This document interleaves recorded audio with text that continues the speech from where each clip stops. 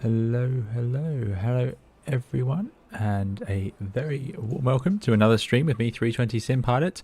Good to see you all again. Thanks for coming out tonight in this another brutally cold evening where I am for yet another of our live streams, and today obviously back in the Boeing 757 as we take a few lucky passengers off to go skiing in Geneva here in X-Plane 11. We're using the VMAX 757, which I think is a great add-on. It's version 2 because version 1 was in X-Plane 10. I did have that as well. I've just noticed we could... my overlay may be slightly off today. I've got a few issues with some of the assets with that, but that's fine. We will manage.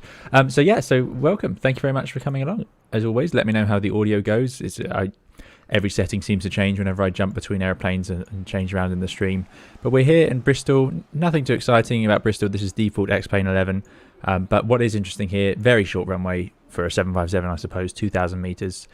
Certainly doable, but it's a video that I made a long time ago now, really, or comparatively a long time ago, talking about performance on short runways.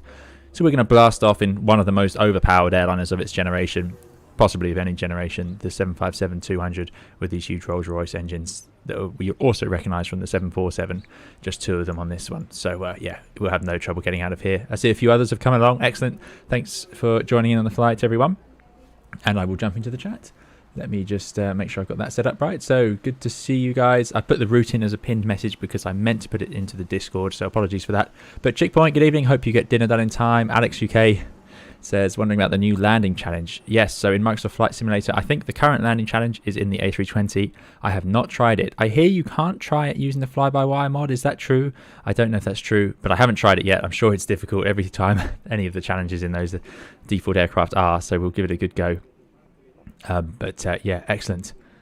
So Chickpoint says, pre-firing a question, just smacked with a minus 927 feet per minute into a runway at EGGD. Can an A320 actually survive that? It depends on what G-force it was, really. There's all sorts of triggers, but the main one is going to be G-force. So it depends what G-force that came out at. But Airbuses have landed over 2G. They haven't fallen apart. They just need inspections. So I can't imagine 927 is the most shocking thing to have ever happened to an A320 out there in the world.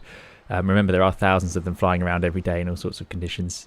And it's incredible, really. But yeah, anyway. We've got a few people. Nice West has come back. Thanks very much for joining us. Solved the crash to desktop issue, which is great stuff. Victor Tango, good to see you. I hope you had a good Christmas as well. Alan Story, thanks for coming along. I'm fit and well and not too hungover. No, indeed. So excellent. Yep, if people could hit the thumbs up button. This stream, unusually for us, I happened to look at it earlier today, already had a dislike. so someone obviously doesn't like the 757 or Geneva or Bristol. I'm not sure which it was. Maybe my livery choice, which I should apologise, but I won't. I'm using, as everyone, all the long-term viewers certainly know, one of my favourite liveries on the 757, this Air 2000 Tapestry livery, just because I figured we're doing a charter flight, I'll get to use it again. Time Walker, thanks for coming along. Glad to see you all here. Richard V, thanks for coming as well. Hope you're doing well, Richard. And thanks for coming along to moderate as well. Sean, good to see you. The Infinite Flight Deck, hello to you as well. Matteo, good to see you as well. Oh, we've got quite a complete team. Liz and Dougal all here to moderate. Thanks for coming along, guys. And Captain Geo, good to see you. Loads of people. I don't want to miss everyone's names. Hayden J. Robbins, nice to see you here as well. And obviously Dougal. And Stefan Anderson, greetings from Sweden, A320 pilot. Excellent. So, yeah, we're not in the Airbus today, Stefan, but thanks for coming along. We will be back in it soon if you want to join in on the 320 stream as well. And thanks for your subscriptions to Asflash, Diego, Raymond, Faber. I think this is a Streamlabs, possibly a Streamlabs bug where it's saving these sort of subscription notifications until this minute. But just in case not, we've got Pierre, Brufhead, Brent, Altheo, and Aditya. So thank you all, but I'm not sure how that is. Right, this plane is cold and dark. It's early morning. We're using real weather here in X-Plane, so it's real world conditions in theory, and we are going to set up for our flight over to Geneva very shortly. Enrico Bianchi, good to see you.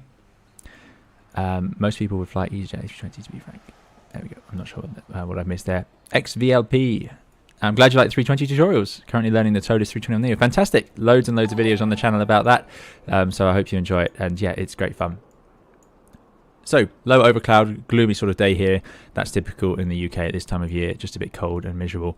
So let's jump into the flight deck and start warming ourselves up. You can guarantee you'd You'd be hearing from your crew by now that they want some hot air from the APU, or at least a ground air unit. But ground air units, unless you're in a really cold country, are quite rare, to be honest. They're usually only used. Hot countries in summer will have them ready, and they'll pump in cold air. And really cold places like Scandinavia will have a warm one ready in winter for you. But places like the UK, you don't seem to get them very often. But we're not going to spend too long obsessing. I do get in trouble for slow startups on my stream, so let's get going with the power up. Going to turn on our battery switch. I'm not even sure what notification it's running with now with the subscriptions. I think it's just loaded them all through, so apologies for that. But anyway, battery switch on, standby power selected to auto. We did have fun in the 7.5 last time we flew. We had a fair few issues throughout the day, so we got used to turning it on and off. We did it a fair few times. Oxygen flap sector is norm. Electrical power established. We'll go for external power. That's established. Bus tie switch is auto. APU generator on. And start. Let's get it started. I don't want to be sitting here in the cold. No point just using external power because it won't warm up the airplane. We'll get the APU generator online as well, so I don't forget that later. Excellent. Preliminary pre-flight. Let's get the LIRS to nav. Lovely. Status display check. I think that just means down here, but seems reasonable. We never know what we're looking for there because I just don't fly this. If anyone's wondering, I've never flown the 757. So yeah, I do apologise if you're expecting some more detail, but there we go. Status display we checked. Verify quantities, oxygen, hydraulic, and engine oil. All right, I do know how to do this. We've done this before, so I won't cheat. Status must be that one. So there we go. So that's the APU starting up. Oxygen, we got enough, and we got hydraulic and no pressure, obviously. And I hope we have some oil. If I go engine, will I see the oil quantities? Yes, we will. 14 seems about right in the middle of the gauge. How bad can that be? Excellent. This this add-on, this is the, as I said, the VMAX 757. I think it's called Pro, but this has an update recently. I haven't updated to it because I didn't want to risk breaking it just before the stream. But I don't know if anyone knows what's been included now. So yeah, if anyone does know what they've added in this add-on, because I was surprised it got a sudden update, but quite happy to see it, no doubt. Okay, the cat just decided to come and walk over the keyboards. Careful, please. Thank you. It's all okay. The cat is a bit cold, so she'll probably be joining us for a lot of the stream today. But she's being a bit quiet, a bit tired today. Speaking of which, we have some new merch coming out later today, which I look forward to showing you guys, related to our kitty cat. Right. Okay, so CDU pre-flight is what it wants us to do. So let's get rid of that. What I'm going to do is, AP is running. Let's get some air coming into the cabin. Let's get some of these lights on just to make life easy for ourselves. There we go. Okay, starting to look like an airplane we can work with. Where was the instrument lights? They've got those really nice green lights. I always lose that one. As I said, it's dawn for a nice morning flight out here. So we can get ourselves set up for our a nice day skiing. I know no one's really going skiing this year, sadly, but anyway, we can imagine. That's the magic of our life in Flight Simulator. Echo Golf Golf Delta is where we're starting. And I'm not sure what gate this is actually, but we're not going to worry about that. I'm going to put the position there. There we go. Route Echo Golf Golf Delta. Every single time I've done this wrong. There we go. We're going to Geneva, Lima Sierra Golf Golf. Don't worry, I've got Wikipedia facts about Geneva to come for you. We're going to be the Jet Set 241. I don't know where AMM came from. There we go. That's what I should have done. And I haven't got the weather yet, so let's do Avitab Echo Golf Golf Delta. I apologise if this is a bit fast, guys. I just wanted to make sure I don't spend too long on this, but there we go. So what's that? 35010. Ooh, good one. So the runways we've got available 0927. So that's going to just about put us onto 27. Just about. Typical of Bristol in the UK. If anyone's ever been there, it's famous for strong crosswinds and conditions like that. So there we go. Right. Just jumping into the chat quickly. Big Tango has been trying to land in London City with the 320 NEO. It was interesting. Didn't make it. Oh well. I'm sure it's possible. We might have to go on a stream one day, but yeah, it's not going to be easy. Certainly not designed for it. I've streamed the 757 before Time Walker, not the 727. Yeah, just the 757. Jaka says, learning a lot with the videos. That's great to hear you from Brazil. I hope you're doing well over there in Brazil, and I'm glad their videos have been helping. Thanks for coming along to Jaka. Magic Man, going to try and join you on my first flight in the EU. Excellent. So we've got a few people flying along with us. So you're all welcome, of course. This is VATSIM. You're welcome to file your flight plans and come along. I've got a few out there. Was there another one? Yeah, someone else over there. Excellent. Andy H1302, good to see you, Andy. I hope you're doing well. I hope you had a good Christmas, not stuck in a coach on the side of the road or something like that. Are you going to kill the Chief FA today just for the comedy value? Yeah, let's see what happens with the Chief Flight Attendant. Chief Sim Pilot, so your videos really helped me learn the Airbus holds. Thanks. You're very welcome, Chief Sim Pilot. I'm glad they've helped. And thanks for coming along. Chief Sim Pilot, also a streamer here on YouTube, so thanks, Chief Sim Pilot. I am going to do a video on holds in the fly-by-wire 320, but it's just... some of the features are there. It's so close, but we'll wait until it does work before I do it. Otherwise, my video goes out of date about a week after I upload it. So there we go. Yeah, it's not a stream without the cat. Absolutely. Right. Time Walker. Long haul for New Year's Eve. I bet most of us are spending it alone. Well, that's an interesting idea. I'm working on the long haul. It is happening. I promised it for 30,000. It is going to happen. The 350 is ready. I've got it working. I've turned it on a few times. I've got Matteo Chewy's specific textures, which he's done a great job setting up. Oh, here we go. So it begins. Sir, it seems to be colder than usual here. Oh yeah, well it would be because I think turned the air on but not turned the packs on. So they got pressure. Let's there we go. Let some air into the cabin. Not sure if this is the right order, but still. Anyway, right, we've decided we're taking off on runway 27. So let's activate that. Execute perf init. Right, let's bring up our flight plan. It's amazing how without the normal flows. Oh, what am I doing? Let's go to this one. Here we go. Without the normal flows that I use in the Airbus, like the diff strip and so on, I find it so much more time consuming and so much more difficult in my own mind to keep track of what I'm actually doing, because I've got to do 3 things now, all out of order. I'm sure any Boeing pilots out there who've ever flown the 75 are going to watch this and all wince. I think Alexander Pasuto, who sometimes comes along, did fly the 757, so he'd know all the answers for us. Anyway, we've got a Cosnex 51. We're cruising nice and high, flight level 390. I'm pretty sure the 757 can go higher than that, and we're going to have a zero fuel rate of 76.2. But I'm going to load it into the airplane first. Remember, fill the screen with screens, and then you know you're doing hard work. So I need to get that zero fuel weight to 76. So I said about 150 passengers. 76.4, 76.2. That's close enough, isn't it? And that's using 13 tons of fuel, but we only need 8. But I'm going to put on 9. And this is where this add-on is incredibly fussy. So we've got roughly the correct zero fuel weight. We can drop that to 148, make sure it's below. It wouldn't make too much difference, but if you find that your flight plan was based on, for example here, 76.2, and you get to the airplane and then they've added 10 tons of fuel or whatever, or 10 tons of cargo, you'd need to, and that could happen on a flight like this. This is a ski charter. So something that happens is that ski charters have a lot more cargo than normal because, of course, people have been bringing their skis with them, they'll have helmets, there'll just be so much more weight per passenger. So they sometimes start weighing individual passengers or adding up all the cargo to actually get an accurate figure because it's too risky. We use standard figures normally, so we assume a weight. So we assume each passenger weighs a certain weight and their bags weigh a certain weight, and it averages out to be correct practically, pragmatically. But when you know there's going to be extra weight like this, you might add it. So you could find you get to the airplane and this number's completely wrong, and you've got loads of extra weight, in which case you may need to get a new flight plan.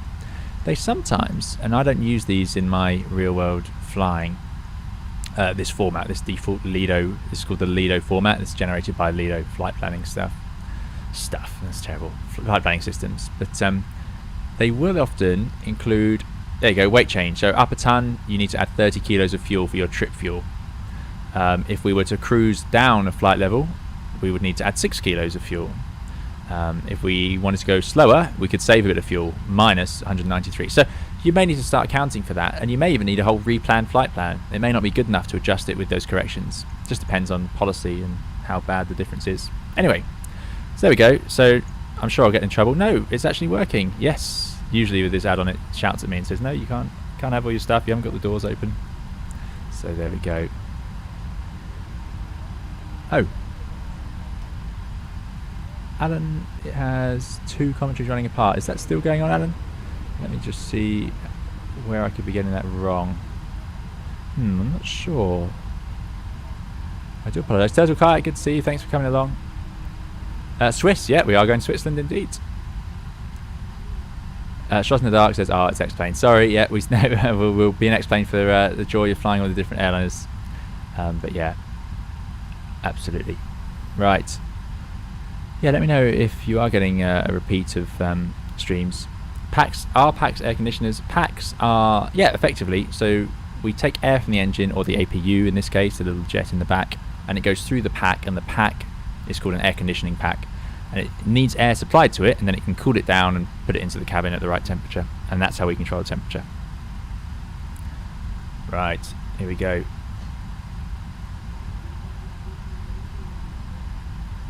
And story. What was going on? Aaron, checking in. Good to see you. Thanks for coming along. Hope you're doing well as well.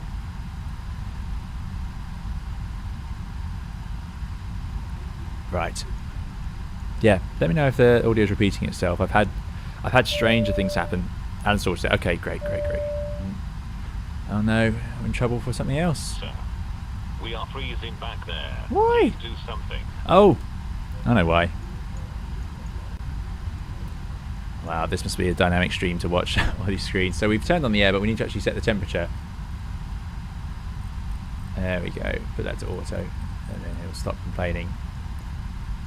But yeah, I'm sure it's pretty cold in the cabin. I don't know how you'd see that in the 757. In the Airbus, we can see it very easily in the flight deck, but there we go. Right, so there's the weight, there's the fuel. 9 tons is on board, which is a bit more than we need, but should be fine for Geneva. Should be enough for a go around, plus a bit of contingency fuel. 8 tons, 9 tons, yeah, great stuff. Right. So now we need to go into here. Let's close. Well, let's not close that just in case I need it. Gross weight then. No, 0 fuel weight, 76.2. Reserves. Final reserve is 1.3. Alternate 1.1. So it's going to be 1.3 plus 1.2. 2.5. Yeah. Not bad. Not particularly high. Unable cruise out. I wonder why. Does it think we'll be too heavy? It's possible. That's what the Airbus would be telling me if that was the case. Right. Takeoff. Flaps. Now, short runway, 2,000 meter runway. We talked about that. So what we're going to do is needs to go for a higher flap setting.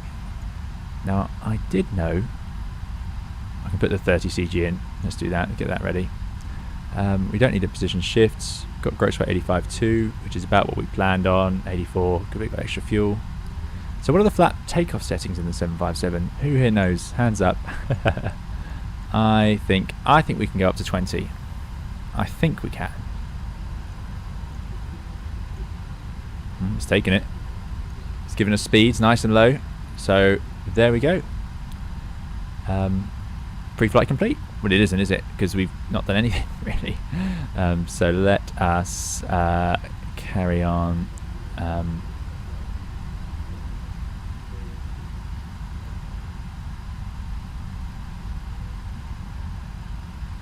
Right. Okay, let's go to the routes. Yes, let's go to the routes. Right. Bristol to Geneva. There we go. And we need to put in the departure. Alan Story, £10 donation. That's very kind of you again, Alan. Thanks for continuing to support the channel. Thanks as ever for your detailed streams. It's hard not to learn something. Oh, well, that's great. I'm glad they're still useful. I was, when I started the channel, I thought, I wonder, how many live streams or videos or tutorials we'll be able to do. But it does seem, it's mainly your guys' enthusiasm that means I feel free to talk about just anything that comes to mind, because you guys always enjoy it, so it seems. Anyway, so that's great, and thank you, Alan. That's really kind, really appreciate it. Thank you for your contribution as always. Right. Yeah, no, that's incredibly kind. Now this is where I always go slightly wrong here in the 757 departure. There we go, 27, and we said we're going via Wotan. Now that's a shame, because they planned us from 09. Okay, it's all gone wrong already. It's all gone wrong already. Let's go. Avitab, toggle tablets, airports. So everyone, it's a really common question, really so common on the channel.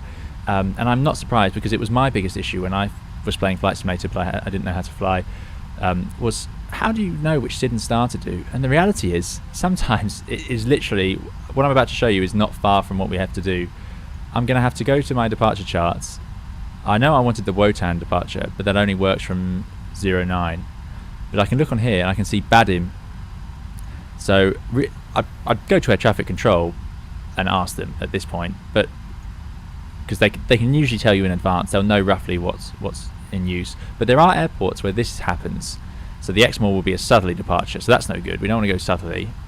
And the final option, our BCN, is off to the northwest, so that's no good either. So this chart is our only useful chart, and we can see Badim and then Wotan.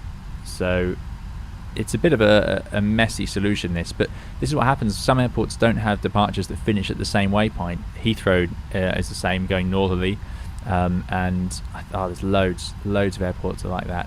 So what we're going to do is we are going to put, I think we'll do Badim, direct to Wotan, and then carry on from there with our route. And that's what I filed with that's him, I should say. Struggling to get the words out there. There we go. 27 Badim 1 X-ray, and then for the legs, we'll go from Badim to Wotan. Oh my goodness.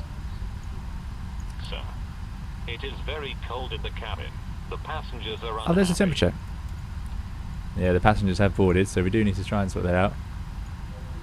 I think that's increasing, because it's set to auto. I don't know what else to do. Yeah, it's rising. It's rising. They'll get warmer. He does love to complain, David Dorr. Good to see you, David Dorr. I hope you're doing well. But yeah, it's a continuous thing. I would use 10 in Bristol with that weight and 2 RB11s on the wings, says Andy. Yeah, 10 probably would work. I mean, we aren't that heavy on takeoff. We're heavy for arrive. We're not that light, but we don't have much fuel on board, so that's how we're getting away with it, really. But yeah, Wotan, direct to Gavgo.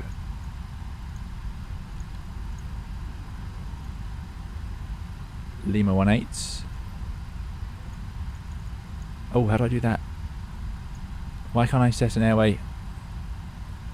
I did know how to do this before. What have I done wrong?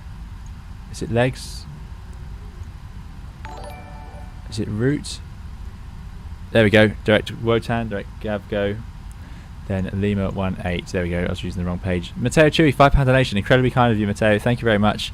Thanks for moderating and helping out. And thank you for your textures for the A350, which is what I will be using when I do the long haul stream, coming very soon. Certainly by sometime very, very early next month. Matteo says, would love to see you flying the RW design DH6 Twin Otter out of the Scottish Hebrides. Okay. Is that a good Twin Otter add-on? I have had Twin Otters in the past. I really enjoy them. I have flown a turboprop in the past, so I would really love to give that a go.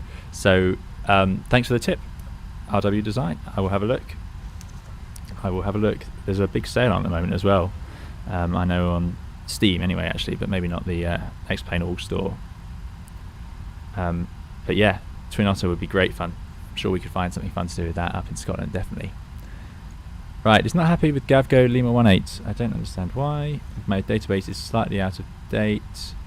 Lima 18. No, it's not working. Okay, no problem. But yeah, thank you, Matteo. That's very kind. Thanks for contributing again to the stream. It's very generous of you. Lima 18. Oh no, what am I doing? It's not. Yeah, it should be Lima 18. It's not having it. Okay, no worries. Midhurst. We'll make it work. We're going to use the Midhurst VOR DME, the one that's at North 51. You can see here North 20 is listed below. Now these, at one point, these used to not be very clear which one's closer, and as you can see, this one's nearly the other side of the planet, West 089. But yeah, they're always ordered the nearest one first, because there is a famous incident. I think it was a 757, in fact, where they selected the wrong waypoint, so they got a direct. They did direct to it. I think it was a direct, and it just flew them into the side of the valley. They were already below the terrain when they did it. So anyway, there we go, direct to Midhurst. Fingers crossed this next airway works. Upper Lima 612. Yes, excellent. To Resme. Excellent. Just going to execute that and save my amazing progress. Upper mic 975 to Lusa, which is our arrival point. Executes. Departure arrival. Index. Arrival. Oh yeah, this is out of date. It's no longer 05 and 23 in Geneva, but they did plan us on to 22. Sorry, yeah. So RLS23, Lusa arrival. Yeah, so I've still not had any success updating the database in here anyway. V2MD11 enjoyed the thumbnail. Thank you. My thumbnail designer will be very pleased. We've used one of me Boeing on all of the 757 streams because it's the Boeing that I really do like. Robert Totland says, someone that's not a pilot, I have to say, in the sim, the startup and programming of the Airbus seems like a much easier process. Yeah, and I could agree with that. The Airbus is even when you're getting in and out of it several times, or okay, we see it's warm in the cabin now. Yeah, the Airbus is just designed so well. So many systems self-test and just warn you that you don't have to go and do all the tests like you do in some of the Boeings. Yeah, I really like it. Right. Victor Tango. Yes, it was in South America. Yes, that was the one. Yeah, that's 757. The one in like flight factor 7.6 is Measurement. Okay, interesting. Video Man Chris, good to see you, Video Man Chris. Excited to make a live stream. Yeah, thanks for coming along. Always good to see you here. Mr. Dylan FM, good evening. Good evening to you. I'm glad you've come along to the live. Has a question. What do you think of the Airbus EIS-1 screens? I personally love the look of them. Well, that's I prefer EIS-2. So what Dylan is talking about is the older screens in the Airbus where you have the sort of rounded edges, the CRT style screens, a bit more like this style. Compared to the new LCD square screens, but the new screens are clearer, the weather radar shows up better, they are brighter, so when the sun's in your face and you're looking at the screens you can still see them more clearly. So I prefer them, I must admit. I prefer the new ones. Right, let us have a go here. So what else have I got to do? Sure, there's loads, but see, this is it. I just ran out of information on what I'm supposed to be doing in the FMS. Right, we've done the ident, we've done the position, we've done the route, we've done the departures, done the POSREF, correct RMP. Where's the POSREF page? Somewhere here. Oh, we're going to go Toga takeoff as well. I'm not going to mess around with that. Performance data we've set. So do we have to load these speeds onto here? 129. It seems to have done it automatically. Good old flight factor. They're full of great features like that. And we'll sort out the heading plug a bit later on. Zero fuel we've done our calculations, V speed set, and that's all done. All right, great stuff. Okay, so it's not too bad setting up that. The FMS itself seems all right. Anyway, your dampers can come on. The EEC can come on. No, every time I've done that, do not turn on the hydraulic pumps, the electric hydraulic pumps, just the engine hydraulic pumps. Okay, utility bus switches can come on. I'm going to get the generators on so that the engines can take over the electrical system as soon as possible. Emergency light switch guarded, armed. Let's get that in. Passenger oxygen on. Going to have to move over there. I thought I had a key bind for the overhead panel, but it's just not happening. Oh, we've been going half an hour. My goodness. I do apologise, everyone. We'll get through this. Engine limiters, we want those on. Yes, I want fuel pumps, please. Thank you. That's on 9 tons. 2 degrees temperature. Yeah, it is cold out there. It is cold. But no precipitation at the moment. We don't want the collision light on. We want the position lights on. We'll have the logo light on as well. Enjoy our nice livery. Right. Do not press the ram air turbine. Yeah, we won't do that. That was up here. Ram air turbine, guarded switch, so do not press. It's often the case in airliners that you're going to have the guarded switches as they've got to be confirmed by both pilots if you ever press one. So you don't just lift them and press them on your own. Even when you're following the checklist, you've got to make sure that there we go. That someone is cross-checking it because they're obviously quite important. Left fuel pump switches. It wants fuel pump off. Verify the pressure lights. Oh, I don't know why. That's odd. Window heats. Yeah. Up there. Should be on anyway, I think. And seatbelts, auto on. Let's have it all on. Please don't smoke in the airplane. That will not be good. Have auto 1 for the landing rate control. And elevation of Geneva. Great question. How do I always forget to check that before the stream?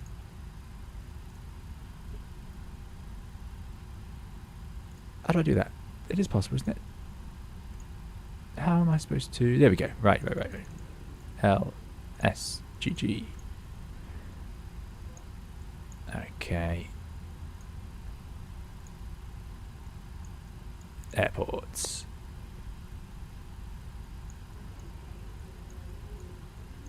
Is it not written here? Yes, it is. Elevation 1,400 feet. 04 runway, 1,400 feet. Close enough. Yeah. Okay. So wind that down. 1,400 feet. That's all we need. The valve is closed already. Seems odd. There we go. Oh yeah, auto rate control. Yes, please. We definitely want that there. Landing out selector set. Forward cabin temperature controls. Auto. It never seems to register at auto. Whatever I do. Flight deck cabin control auto. Bleed air panel isolation switch can come on. So now we get both packs powered by that APU.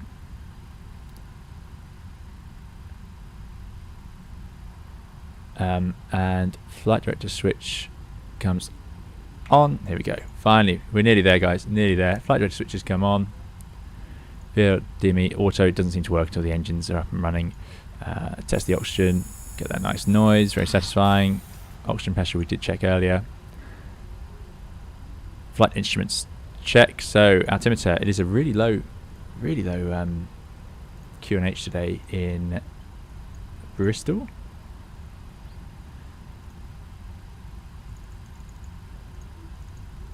I don't know if those of you in the UK have seen this or your ears have been popping as the pressure dropped, but it is all the way down at 976. Yeah, that's really bad. So that, you know, it doesn't affect operations particularly. It's a sign of bad weather, obviously, but quite importantly, it means that when we transition to standard, we're going to gain, well, we'll see soon, but potentially 1,000 feet or more, which makes it quite hard. So if you're climbing to 5,000 feet and then they say climb flight level 60, well, if you're at 4,800 feet, you're already at 5,800 feet on standard. It's mad, really. So we're at, what was that, 1,500 feet it was showing us, and we'll scroll all the way down to 976. So low QNH is something that all pilots will be watching out for. There we go, 500 foot elevation.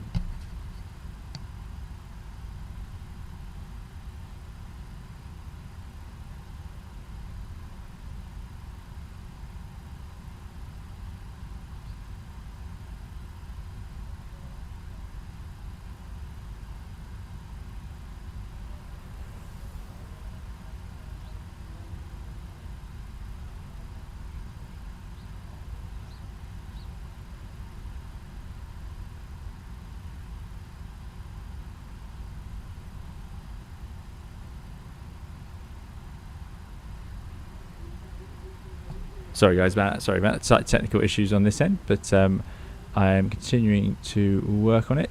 Dougal, yeah, so mod have no access to commands. Okay, no problem. Let me have a look for you guys just to try and sort this out. So stand by everyone, I'm just going to spend 2 seconds sorting out the technical problem.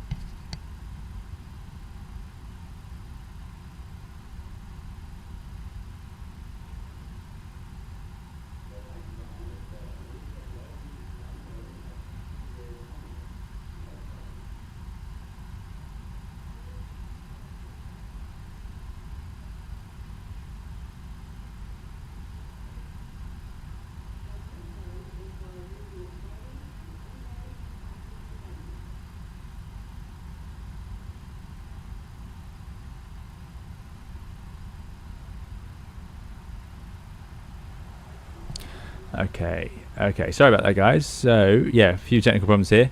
We are getting there, but yeah, it's let me know how it goes, Dougal and Liz. Right, okay, so getting daylight out there, taking our time here. So what were we doing? So we set the QNH nice and low down at 976.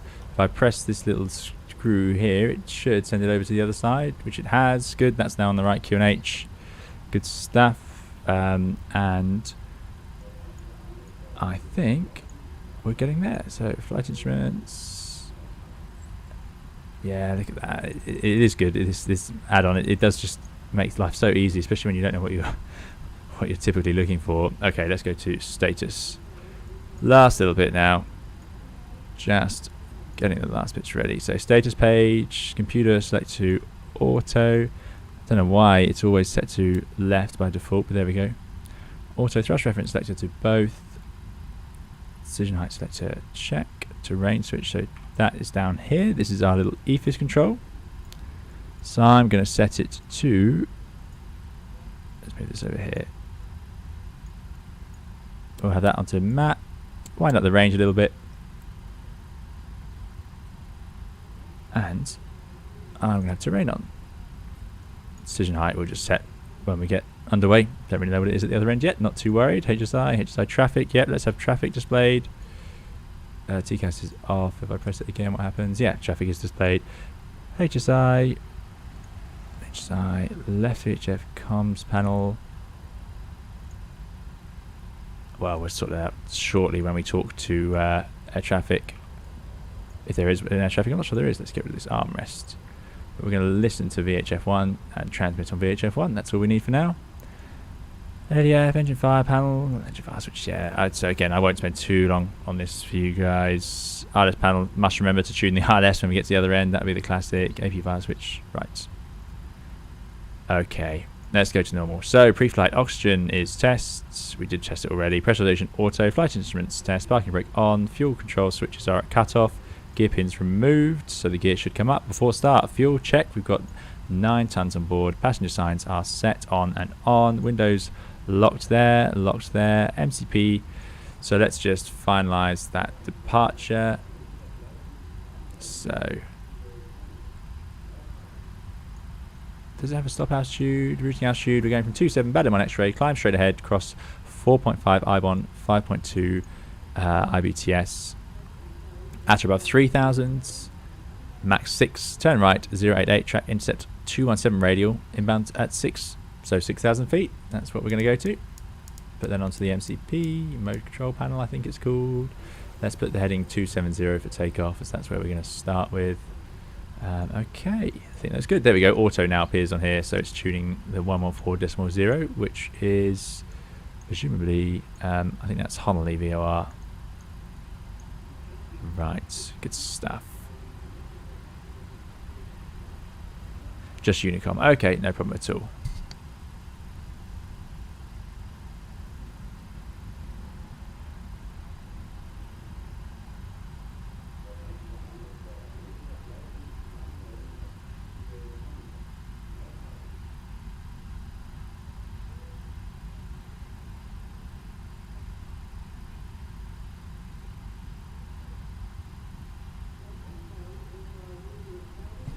Right, okay, sorry guys, still working on a few technical things, but we're getting there.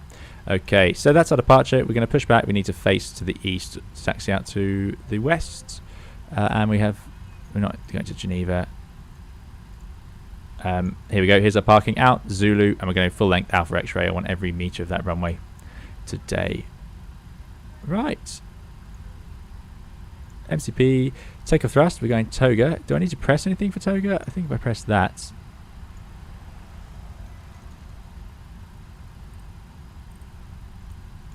Toga. Yep, that'll do. Takeoff thrust check. Takeoff speeds we've set. CDU.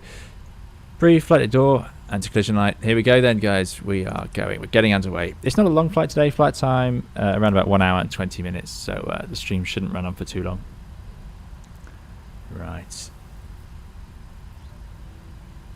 Okay. Before taxi. Well, we're not doing that. We're not doing that. Is it still just Unicom? It looks like it is. 1228 it is. 1228, we're already on. I like that it remembers that. That is good. And Bristol traffic, jet set 241, pushing back to face east for a runway 27 departure from the main terminal. I don't think anyone else is on the main terminal just yet. Oh, that's no good. That's no good. We still got the... You wouldn't ever turn the beacon on with the door open. The problem we've got now is because our beacon's on, the ground crew will not be very happy about coming near the aeroplane because they'll think an engine is about to start. So that would not be a very good idea. Right, stairs, chocks, fuel truck, passengers, they're all on board. Do we definitely have an APU online? Fingers crossed. There's that flickering. We do. Get rid of the GPU. Okay, and now let's get to better pushback. In fact, no, let's not do that. Let's do... Ground to cockpit. Please show me where you want to go. So we're facing north. Let's get ourselves out. It's not a great layout, is it? I mean, it's... Well, I can't really push back onto the main taxiway. Let's push back here, and then we can taxi out and do a sort of 180. Ground to cockpit. Tow is driving up. So it's driving up. Good stuff. Terrain 2,600 feet. Yeah, there's some high terrain just to the north there.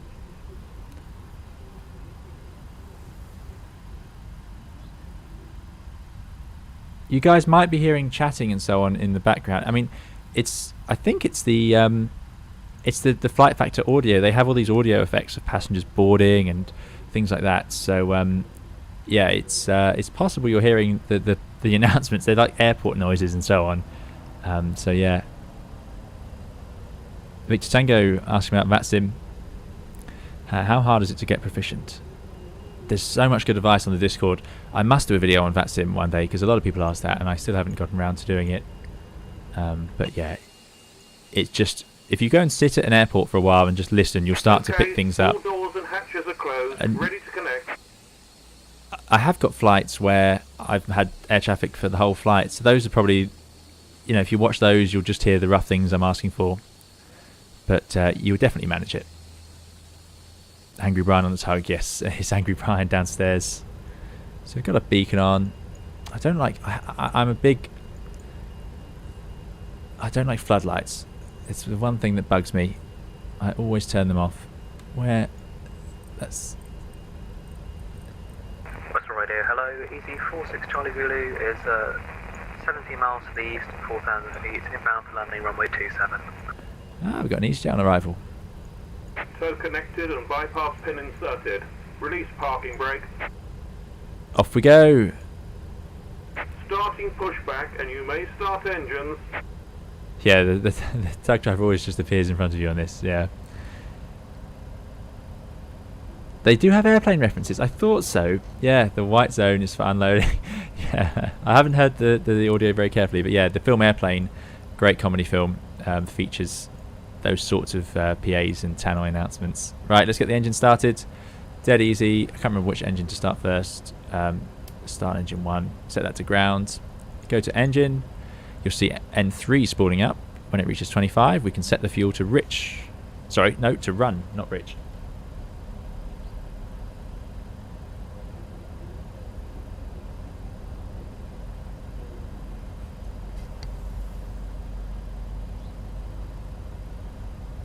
Oh, and we're not getting the speed. Why is that?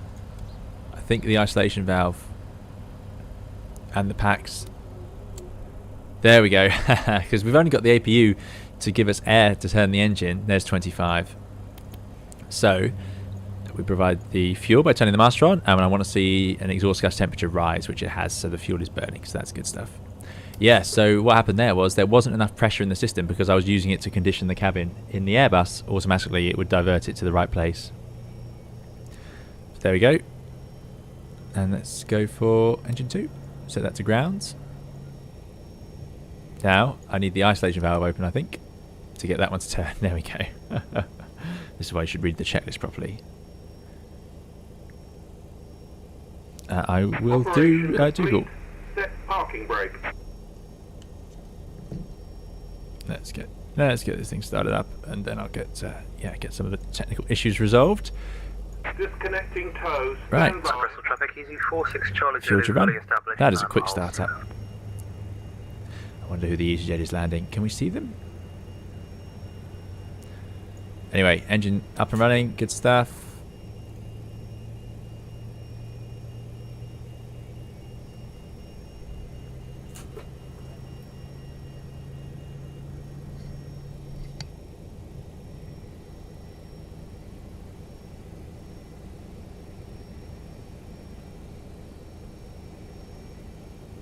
Right. Look at that livery. Absolutely love it. Is our logo light on? Maybe it's too light now out. Anyway, engine's up and running nicely. They're back to ground on the overhead panel. Tail is disconnected and bypass pin has been removed. Hand signal on the right.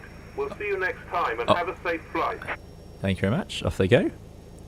So that's before taxi. But if we go to amplified, 4-star, engine start, we've done. So before taxi, pack control selectors need to go back to auto. Makes sense. We can use that pressure there. Isolation switch can come off because each engine is now supplying air. APU selector off. Let's check. I've definitely got the generators online, have I? Generators online, so we don't need the APU. Status display check, which all looks good. Flap lever set, so we're going for 20 on this one. I think that's over there. There's our wave from our ground crew. Fantastic job. Thank you very much. Where's EasyJet? Can't see them yet. Flap lever to 20. Yeah, 20 then 25. Yep, that looks good. So that's coming. Flight controls check. Full left, full right, full up, full down, rudder, full left, full right. Transponder check. That's down here. We'll go to... I'll just put CRA. I don't see why not at this point. Runway turn-off lights can come on for the taxi. 2334 is going to be taxiing from the west apron over to Alpha X-ray behind the... I believe that is an Alpaca. And for takeoff. That's the next checklist to come. Now, I've obviously missed some things. So I'm going to get these pumps online. Members on taxiway Zulu taxiing to hold short runway 27. Okay. Get rid of those amber lights. That's got to be a good idea, hasn't it? APU's coming off. I think we're pretty much ready to go now.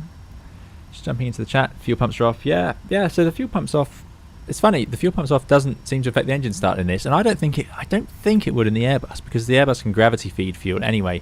But I know in the NEO mod on Flight Simulator it does not start unless you have the fuel pumps on. But I'm not sure. I think they would start anyway. I think. Anyway, fuel pumps are on. Lovely. DG27, good to see you. Thanks for coming along. I hope you're doing well. Right. Grossed Moon, good to see you as well. Thanks for coming. I hope you're doing well. Let's get ourselves taxied. Bit of congestion here, so let's go. Sounds like there's an alpaca out there somewhere as well. And there's the EasyJet landing. Bristol traffic, jet set 241, taxiing Zulu to holding point for runway 27. Alright, let's get that brake released. Now I did hear, has the United already called for taxi? I think they have actually. But, as we're a little bit ahead, we'll take advantage of our situation. So clear left and clear right, we would have said, of course. We've got those nose wheel lights on. Ah, we can't cheat. We can't cheat. Is there going to be space for them to get by? I think so. Yeah, let's follow the United. I think that's definitely a requirement. Jet set 241 will follow the United 767. There's no way. Speedbird 183 at spot 15, pushing back onto E2 to face up. There's no way. In real life, you'd never get away with... even if I called up now for taxi, they wouldn't put you in front of the United. Unless there's a sequencing reason. So if we were in a small plane, and that's obviously a heavy 767, then for wake turbulence, it might be quicker if we get to go first. Ah, nose trim. Thanks. Yeah, absolutely. Insufficient fuel. Bristol traffic, EG46 Charlie Zulu, runway vacated. Why is it saying insufficient fuel?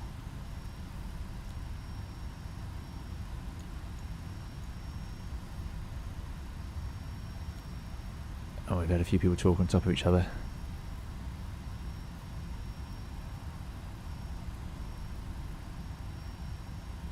Right, where's the nose trim written? Why haven't I seen that? Is that in there? No, takeoff. Trim 3.2. November is depart runway 27 Bristol. 3.2, there we go. Right, so there's a nose trim. 20 assistant pilot from United 2334 after you, sir. Okay, thanks very much. We'll taxi in front of the United. There we go, very kind. So that's very generous of them. So that's the only time really air traffic would let this happen, where if somebody gives way or has a reason. For example, if the United wasn't ready, their cabin might take a bit longer to get ready, they're a long haul aircraft, that sort of thing, then you might find this, you get to go first. But the general principle is whoever called for taxi first gets to go out first. Check prog page. Okay, yeah, what's going on with the fuel?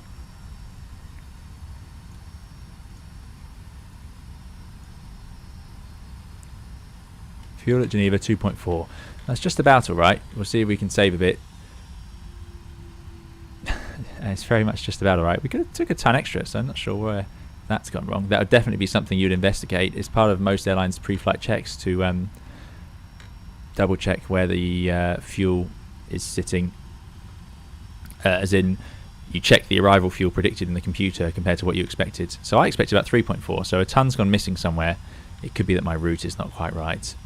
Could be because we were flight planned off of 09, so straight ahead, and we're taking off of 27, so that's actually extra fuel to go around there. But even so, I wouldn't have thought it's an extra ton of fuel. I definitely wouldn't have thought that, but there we go. Right, taxiing along, let's do the next checklist. Before takeoff, white anti-collision light needs to come on. Auto brake needs to go to RTO. I shouldn't do the white light yet, that's the flashing strobes. And the landing lights come on next. Good. I'm going to put the auto thrust arm on. I'm going to arm LNAV and VNAV. I don't know if that's a Boeing thing, but I do that because it seems to work quite well for me. Okay. Now that is something you never want to see. You never want to end up on a taxiway facing aeroplanes, because aeroplanes can't reverse and it means something's gone wrong somewhere. This is a busy old airport. There's EasyJet arriving. I think they've just arrived. There's the Lufthansa going, and we're just waiting for... We've got a few speedbirds. And it's the VCP Alpaca. I don't know. I'm not sure what code Alpaca uses. Yeah, the 757 is considered heavy. Yeah, that's true enough. So the 757 wouldn't have a weight turbulence restriction behind a 767. So there's no reason for us to be in front or behind. It doesn't make much difference. Okay. We can just stop. My brake button still doesn't work yet. We'll just wait for the congestion to clear up here.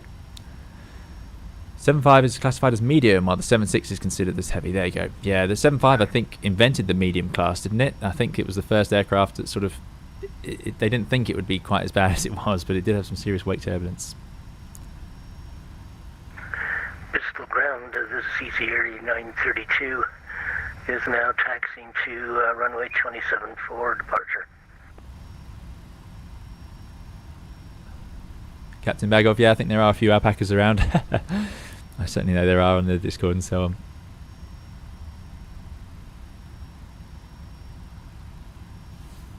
But so Daniel says, just passing here to wish a good flight for everyone. Thanks very much. I hope you're doing well.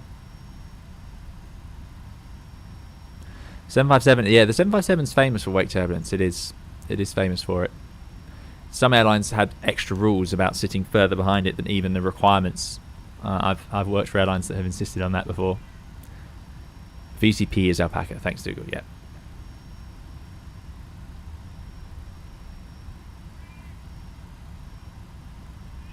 Yeah, the Dirt Legend. Yeah, I hope not. If we think we're not going to make it to Geneva, we'll certainly try our best to get to somewhere. But yeah, it's funny, you know. So look at that. We had 300 taxi fuel planned. By the time you've burnt the APU for a bit extra, you've got the wrong, or not wrong, a different departure than you're expecting. The extra fuel soon starts to fade. You do have to consider these things, especially if your flight plan was generated using a specific route. So our flight plan planned on a 09 departure. Some airlines will actually use flight planning systems that always choose the longest route. Oh, the cat's back. Hello. Complaining. Alpaca used to use broadsword. Okay. Bristol ground, this is Easy Air 8932. Speedbird 22 Golf, Speedbird 183, excellent. So 767. So is that, who's in the 22 Golf? Is that a 767? And we've got the United 767, who's on their first European flight, I believe. Which is great. Great fun. Oh, we've got Leipzig, RJ957.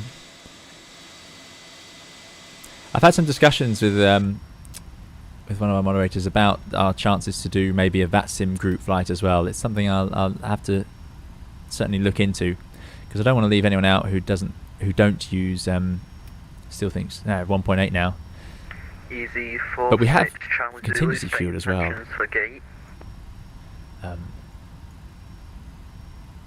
But yeah, it's something that I think would be good Easy fun. 46 Charlie Zulu, just following the traffic ahead and then going to park around gate 1.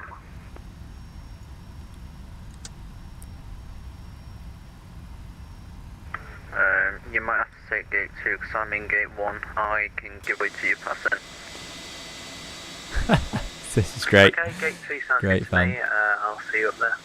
You never know. You don't have mirrors in airliners, obviously, so you don't know how close the person's behind you. Bristol traffic, easy air 8932, presenting on runway 27 for takeoff. Oh, so that's an easy.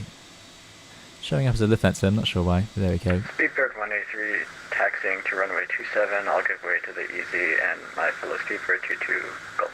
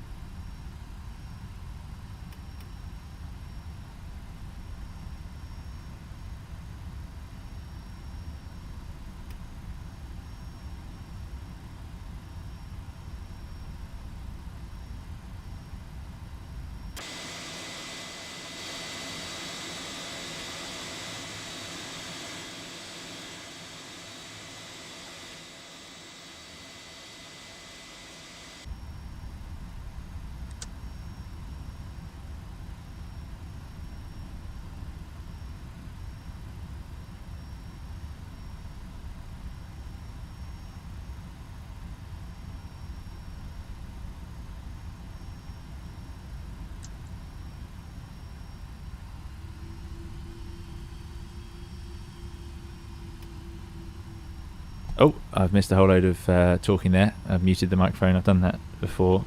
So anyway, good to see you all. If I didn't say hello to Aviaman, or if it didn't come out on the stream, thanks for coming along, Aviaman. I was saying hello by accidentally muting myself. I hope you're all doing well. And yeah, we've got the whole Simwings support group crew here. So good to see you guys. Thanks for coming along.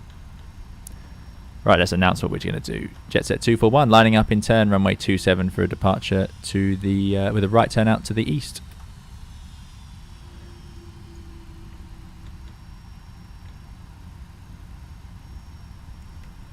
Now, no one on approach. Easy air 8932 Lights. is now taking Lights. off runway 27. Nice. There goes the easy. Lovely. Speedbird to the Golf and Bristol, taxi to holding point runway 27. Speedbird 22 Golf is coming as well. Excellent. So it's not normal to cross over a stop bar. It would be down to air traffic control, but there are airports where it's actually expected that once you're told to line up, so you could be told after the EasyJet line up runway 27, and in some airports you're not allowed to cross the line, but in other places they'll expect you to get ready. However, I wouldn't sit right behind a taking off aircraft, even a relatively small one like a Airbus, because the thrust is just too much. There we go. Everyone's getting out now. The congestion is clearing. I don't want to leave too much of a gap, so we'll let them get airborne. If your departures are on the same routing, which I'm imagining they are today, then there's usually a sort of 2-minute gap between takeoffs. If your departures are different, so for example, if that EasyJet goes left and we were to go right, then we could just take off as soon as their wheels are off the ground. It's amazing. It's a strange feeling, but it's something that we do occasionally. Okay, now I can't see where the EasyJet's gone. They don't show up on my TCAS display, so I'll just give it a little bit of route separation. I think we're pretty much ready to go. So for takeoff, a little bit of forward pressure on the stick, then we're going to spool up. We're going to press this little button here to engage toga thrust for takeoff, hopefully. I'm also going to move my throttles forward just to make sure it does that. And then we're going to rotate at a speed of, I think it's just above 114. Alright, let's go. Jetset 241 taking off runway 27.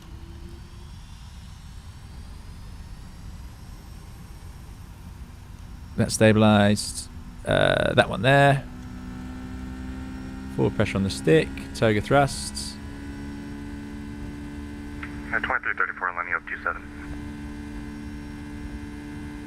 Okay, thrust is definitely set for takeoff. I think they center the control stick by 80 knots on the Boeings, but I'm not sure of that. Anyway, there we go. 80 knots. I'm sure they say 80 knots. And V1. Rotate. Off we go. Still quite a short runway. Using up quite a lot of it, and we're not that heavy. Positive climb. Gear coming up. LNAV. Excellent. Should have probably made that PFD a bit bigger. I can hardly see what I'm doing. Let's bring that up. There we go. Right. So I certainly don't want to accelerate or retract the flaps yet. Let's get above 1,000 feet. There we go. EPR VNAV speed. So that works. Get that nose back down.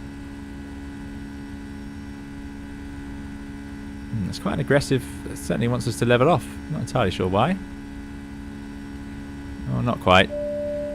Let's get autopilot in. Now he's going to complain about not doing a demo. Above the F speed. Flaps in a stage. Oh, and another stage. Oh, is that a bit like the Airbus? Heavy, taking off 27. And in a stage.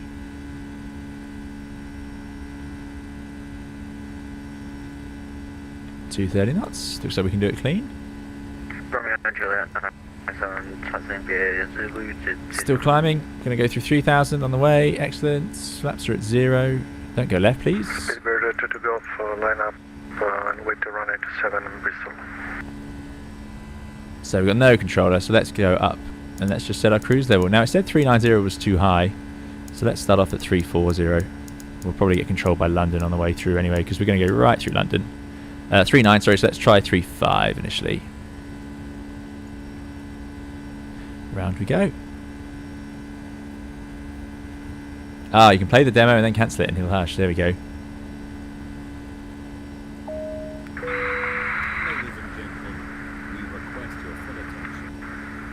There we go. Fingers crossed that works. And away we go.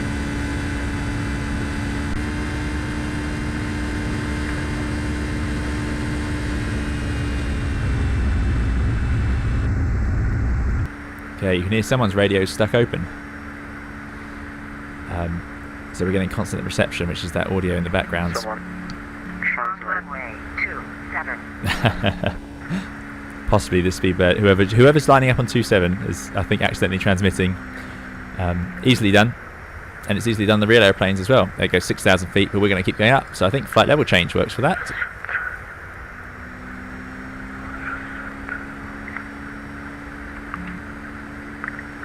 So yeah, transmitters that, or stuck microphones like this are amazingly disruptive, but usually people will manage to get a word in or swap frequencies. That's typically what would happen in the real aircraft if that happens. Gus says, to go from Bristol, takeoff runway 27. there we go. They got their Speedbird 2 Golf got it sorted. I fly the A320, the 319, the 321, and the NEO versions. Not the 319 NEO. There's not many of those around.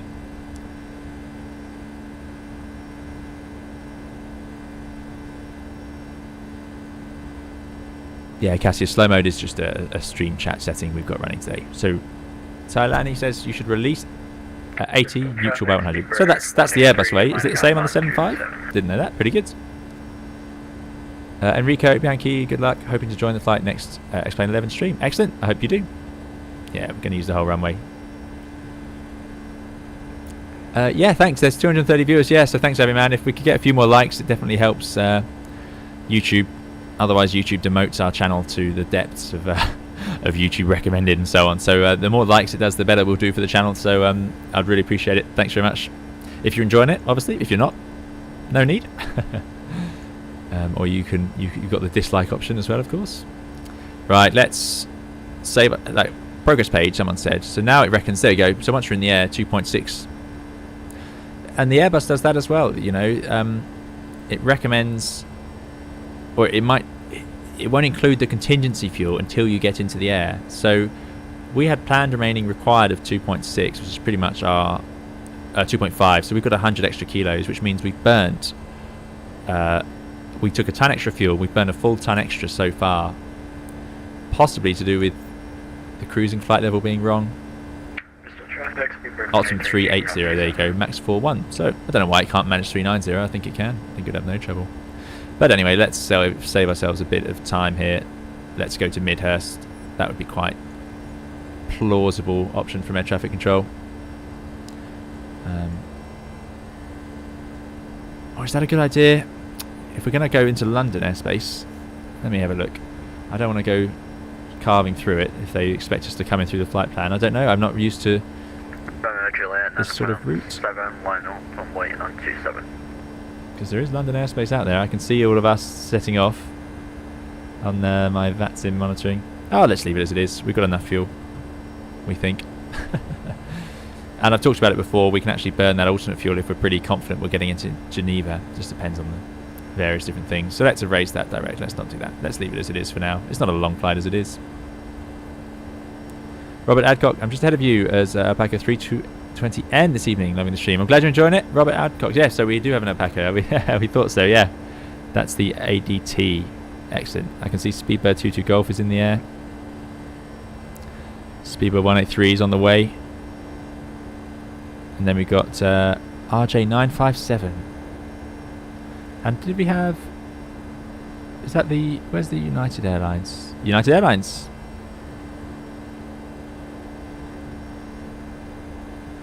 (2334) is there as well. Excellent. Okay, Badim. We are roaring up. No problem here. Well through 10,000 feet. So let's get some of those lights off. Don't need those. What else? What else is sort of a Boeing-y thing to do? There must be an after takeoff climb checklist of some variety. Did those. So TMCP should be into climb mode. It is. Weather radar as required. Yeah. Where do they keep the weather radar on this? Let's have weather and turbulence. Tilt down slightly. By the time we're in the cruise, that'll be useful. Left system. Wing landing lights are off. No smoking seatbelt signs. Monitor fuel flows. Okay. Well, I do want them to not smoke, so we'll do that. But we can turn the seatbelt sign off now. Temperature in the cabin, 21. That's perfect. That is ideal. So I don't expect too many complaints on that. Coming through 20,000 feet. What's our rate of climb? Still doing 2,000 feet per minute. 250 knots. Excellent. If I go to VNAV, speed out hold. No, that's no good, is it? We want to keep climbing. Flight change speed. But let's accelerate to some sort of en route climb speed. 300 knots, would that work? It is quite aggressive at accelerating. The Airbus is much more soft. It will it won't level off to accelerate like this in open climb, which is the equivalent. I love flying at this time of day when the sun's just come up. It's my favourite. I love taking off in the dark normally, but I was too slow today. And then climbing up and having the sunrise as you're sort of sitting there. It's great. Open mic nights, very good, Hayden. Yeah. Open mic night. I'll have to use that one day.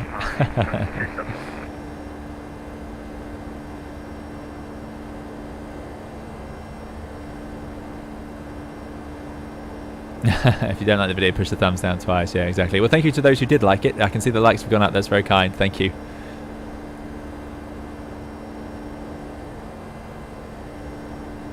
Marv says, nice stream. Are you working for a UK-based airline? I mean, I'm UK-based. I work for... I don't talk about who I work for, so I fly around Europe, as you can tell. I'll leave it at that. Tony Corbett watching you all on the controller client as an observer. Excellent, Tony. Thanks for coming along. I hope it was looked good. It was good having so many leave. I wonder if we'll get a controller into Geneva.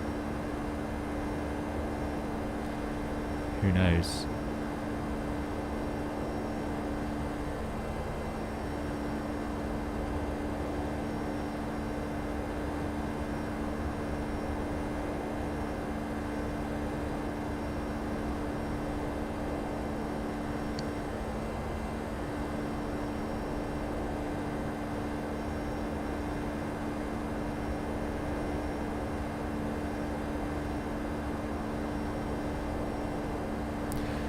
Right, excellent stuff. So,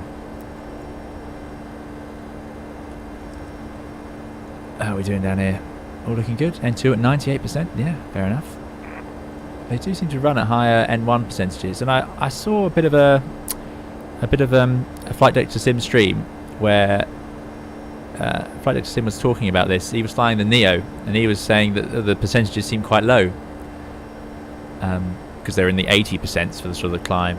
But it's funny because that's normal to me, but then I'm in the 7.5 and I see it's at 99%, which is mad. That's, yeah, well, you never see that in the Airbus. 99%. Yeah, no way. Turtle Kayaks, BA183, Speed 183. Excellent, Turtle Kayak. Thanks for flying along today. I do apologise in the chat if I missed a few things. BD Simmer, you're watching the streams. I'm glad you enjoyed it. Thanks for coming, BD Simmer.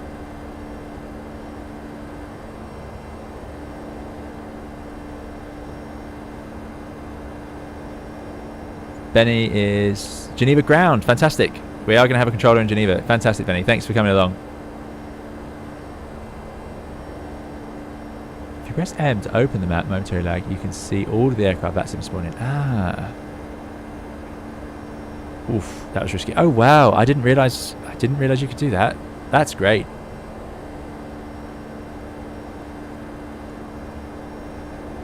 There we go. Yeah. There's United Airlines. There's our SID. Fantastic. And there's the EZ in front. And then a bit ahead of that, there's the Alpaca. Alpaca's doing great speed. Going out of London soon. And there's an aircraft carrier sitting off the south coast looking after us. I'm a bit upset at my frame rate. I'm a bit surprised. It seems to be down in the 30s. It's quite unusual. There we go. Excellent. Good tip. Thank you. Your runway lights, turn off lights aren't off. Ah, very good one. Yes. The most difficult switch ever invented in a simulator. There we go.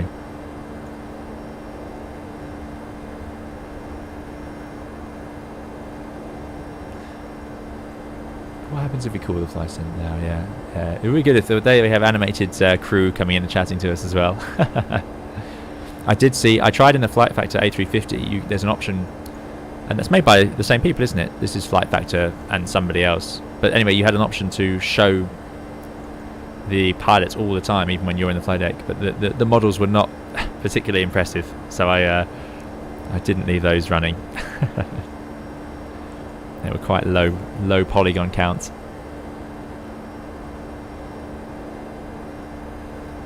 Sorry guys if I'm missing things in the chat. I am trying. Just trying to sort out the technical things still. Naim has subscribed and liked. Thank you very much. I really appreciate it. Thank you.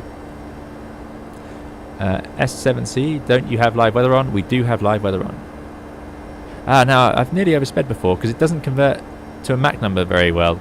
I think you've got to do it yourself because it doesn't seem to bother. There we go. Anyway, Mach number seems like a good moment. It's a flight factor thing. This aircraft and the 7.6 are brutal with acceleration level off. Okay.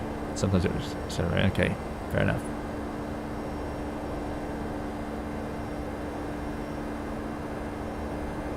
Flight sims these days are all about realistic graphics and flight models.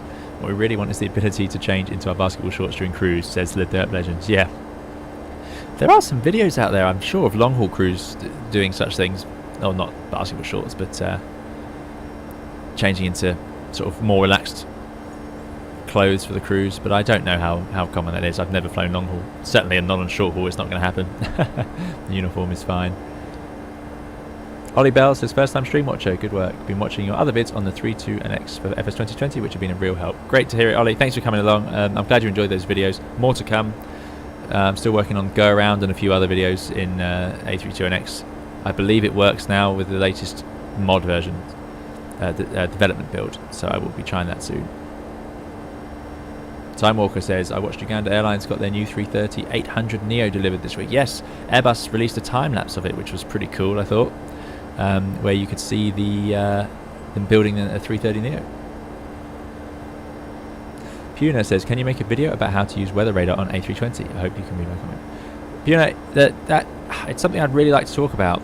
The one issue I have is the weather radar so rarely, I mean it's showing to rain at the moment, if I put it to weather, they so rarely in simulators these days show anything resembling how they work in real life. I've not found one that really does, so at the moment I haven't really had a chance. I mean that's okay, that's pretty good. That's the ground returns, you see, so that's what you'd expect to see. So, okay, well this one's pretty good. But I haven't, in the 320 Toliss that I've got, it doesn't work. I don't know, maybe, because I believe Flight Factor have the 320, so maybe I need to get that, and maybe I can make a video using that. There's an interesting point. Thanks for the request. Alpacas are always doing great speed. Yes, yeah, the Alpaca has torn off. Is the Alpaca in an Airbus as well? Or are they in a 737? Because I know the 7... Oh no, hold on, we're in a 757, so we should be faster than them, surely. Surely we can outpace a 737.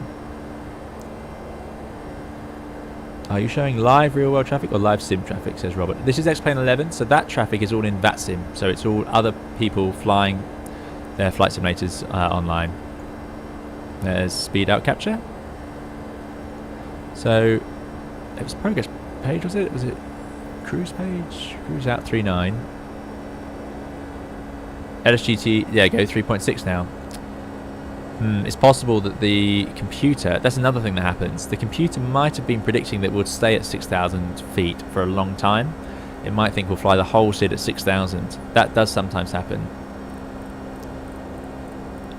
When actually we're going to climb faster. So if you can climb earlier, like we did straight away, then your SID can be a little bit better, or your fuel burn can be a bit better.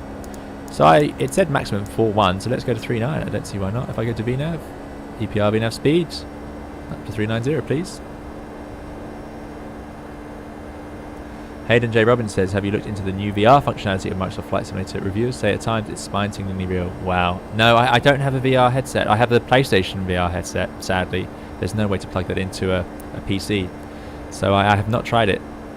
I'm sure it is good. The graphics quality in that game is excellent. So that could be amazing, especially with the lighting and so on.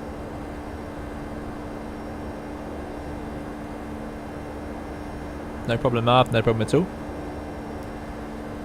Joseph, thanks for coming along. Hope you're doing well. Robert's flying the 320 mod and it's working great. That's good news.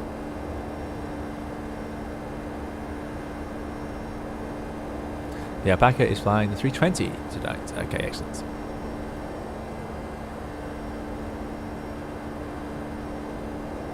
Corrosive Moon says, never gets boring for you flying. You fly in real life, get back from work and you fly on the sim. It doesn't get boring at all. Excitement to fly is still there. No, I love flying. There are days when you do a lot of it, or you're very tired. Oh, there's Gatwick. Gatwick does stand out in real life. But, you know, it's something that when I was younger, I was just obsessed with. And, you know, the reason to become a pilot, you don't have to be hugely clever. And what I mean by that is, there's some qualities that you need or you need to learn, but you don't need to be incredibly intelligent with maths or physics or anything like that, because the main problem with flying is you've got to be able to just absorb for years and years information all about the job, and if you're not interested in it, you won't enjoy it. But if you're interested in it, you can just soak it in, and there's just so much to absorb. In terms of doing streams after flying and so on, I don't do streams that would interfere with my rest period from work.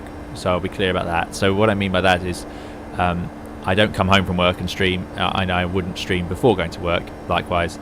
So I stream when I've got space to.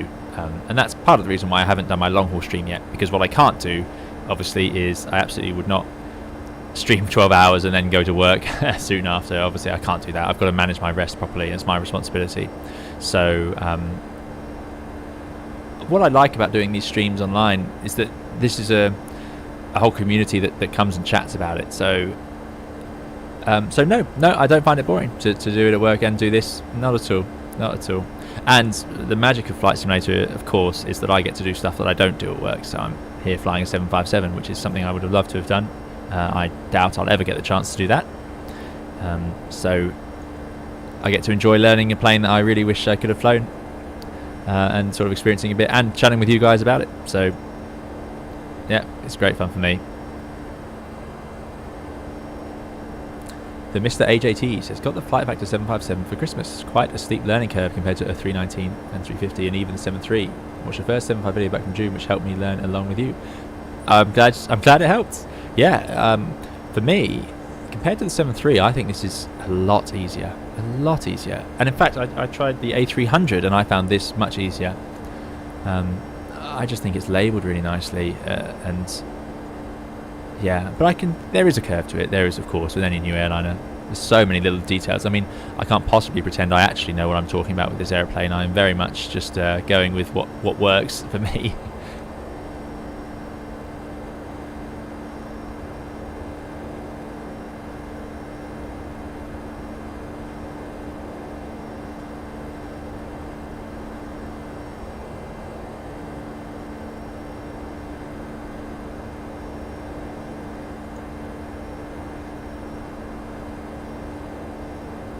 Jeremy Mitchell has it right. What's a pilot's favourite thing? Flying. What's a pilot's second favourite thing? Talking about flying. Mad Max, hello to you.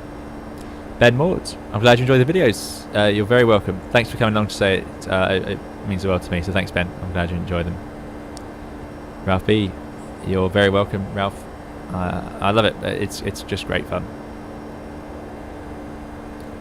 737-800, yes. Andy H1302 says we've got to get you in the 737-800. Yes, Matteo has asked me for a long time to do that as well, and has provided some great videos.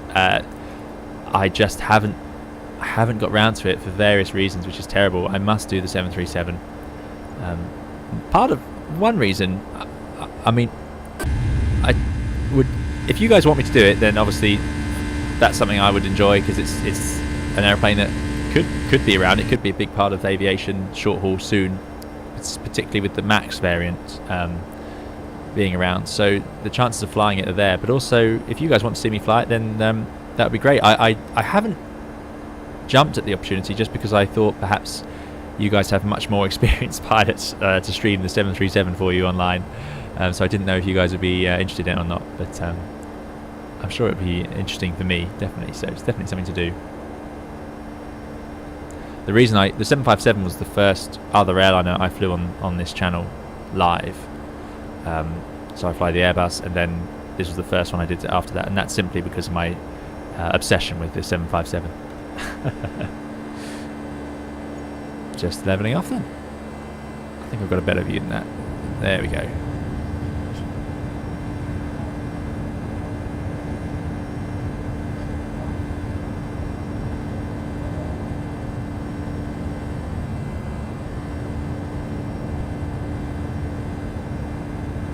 Victor Tango says, I wish I were younger and I could train to become a pilot, though I love my job as a software developer.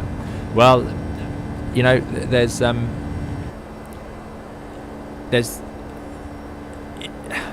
aviation industry is a difficult thing to join from a position of being established. So if you're doing another job that's going well and you enjoy it, then there is a challenge. It's not, you know, I don't want to ever say to anyone it's too late, because I've flown with people that started flying as second careers and so on, and it's definitely possible. But obviously aviation is a particularly volatile industry, especially compared to something like software, which I'm assuming is a bit more secure than aviation, which tends to go up and down. It's very reliant on the economics of the world, and as we've seen over the last year, of course, incredibly susceptible, which is a shame. But that is one thing about aviation that does put people off, especially if you have a secure career. But if you are into aviation and you've got your established career, then some people then do sort of general aviation flying and sort of satisfy their passion for aviation that way, which is also a nice thing to do. Something that I don't do, partly because the expense for me to fly, and then also pay to fly at the weekends, I can't really do at the moment, especially. Have you ever flown to Jersey? I have flown to Jersey.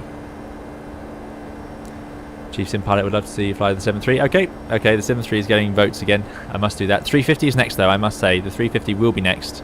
Why is it? Where are we going? Why are we going down? Ah, now this is embarrassing. And this is because I've been talking too much. But as you can see, we're actually at 40,000 feet. Because, what didn't we do? Which one of these does it? I'm sure one of these does it. Nope. Look at that, and that shows you the problem with having such a mismatched QNH. 1,000 feet out, that's shocking. Right, altitude alert. Yeah, we're too high. Let's put that down. That's terrible. Talking too much. Amazing that it doesn't give you any cautions. And I've flown aircraft that don't. I have flown aircraft that would let you do exactly that, level off in the cruise at an altitude. Is it going to need to be convinced back down? The vertical VSI is all confused.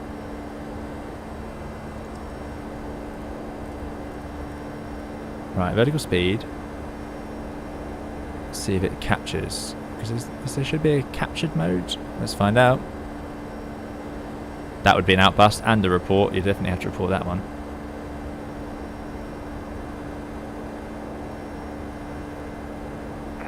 Yeah, 2334 checking in at 390. Hayden says, word on the street is that Microsoft Flight Simulator will support Mach 2 earliest 2021.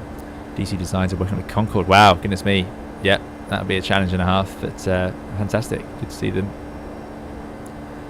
getting some aircraft under development for that.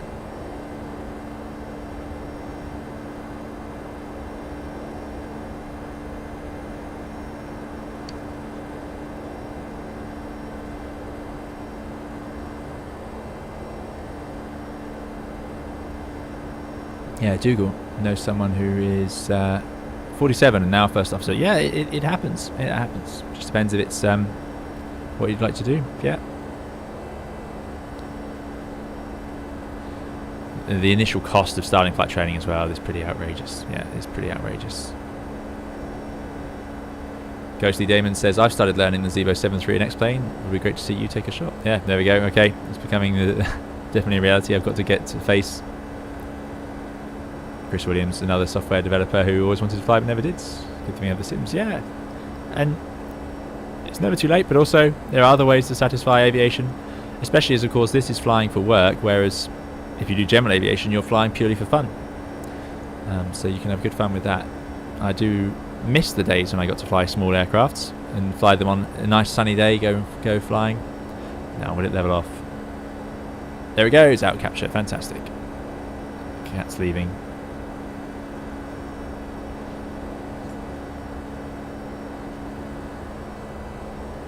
And the H1302, but no problem, Andy. The Sims are a great way to enjoy it and experience it, and you get to spend so much time chatting with people who enjoy it as well. Like I say, this is great fun. Didn't go to standard, absolutely.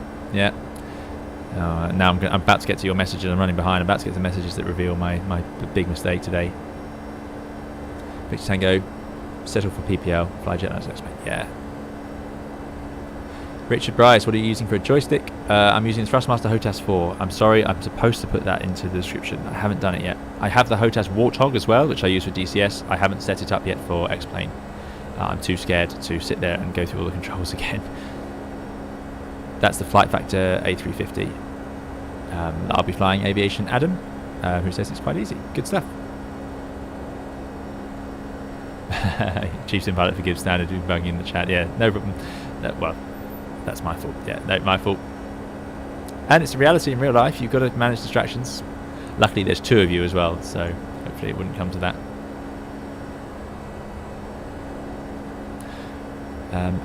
Epatha 230 says, do you know anything about the A220s? Is that at all similar to other Airbuses or completely different? I know nothing about it, except it is the Bombardier C series. So it is actually a... sorry guys, I'm so busy reading the chat, I'm forgetting to change the view. Glorious, glorious airliner. I'll take a screenshot of that for sure. Yeah, the C series is what became the A220, but Airbus bought it and they rebranded it. So I don't think it's going to be similar. It's certainly not at the same type rating or anything like that. So it's not like a different version of the 319 or the 320. It is a completely different aeroplane. Whole new training and everything required to fly it. So it is pretty different. I'm sure it's very modern and very nice to fly though. It was designed so recently. S7C Fineplex says, would try the 757 as well, but I only got Microsoft Flight Simulator, so I'm going to have to wait. Yeah, they'll be coming. They'll be coming for Microsoft, no doubt. Raymond Noodles, good to see you. A bit late to the stream, but I saw you on one of Flight Sims Airbus streams. Yes, Raymond Noodles, yeah, I did. That's what I was talking about with the N1 speeds being higher in the Boeings, it seems. And I chatted about that with Flight Sim, absolutely. Dave is going to take the A321 out later for FS 2020 and see what it's like. I didn't realise there was a 321 for Flight Simulator 2020. Excellent. Tea and biscuits with chief pilot, yeah, for the standard, absolutely, yeah. Robert Adcock says, would you ever consider doing a shared cockpit stream? I mean, I'd consider most things for the channel if people want to see different things, but I don't entirely know how it would work. And slight issue with it is sort of there is a thing where using different SOPs. So if say I was streaming with another pilot, unless we worked for the same company, had the same SOPs, then it could be quite tricky because you'll be constantly doing things that the other person doesn't expect. But you could do it in a very general sense, just to have a chat and to sort of discuss different systems and procedures or how you feel about things. So it could be interesting, yeah. Magic Man almost asked if you did the Q&A. Yeah, good spot. Yeah.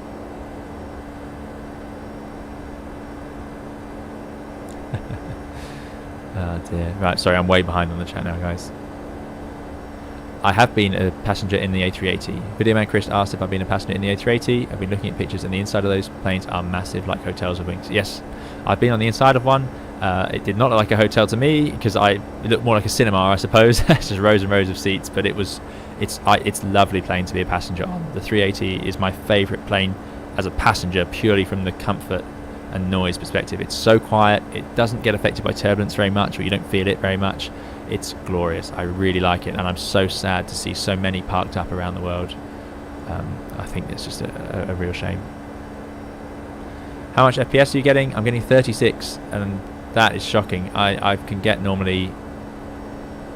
I can't believe I'm getting 36. I'm running at 1080p as well for the stream. I mean, normally I get 80 plus. But there we go. That's what it is. It could be to do with some way I've set something up. France are online. 1281. Here we go. It's going to get in trouble for some reason, I'm sure. 1281.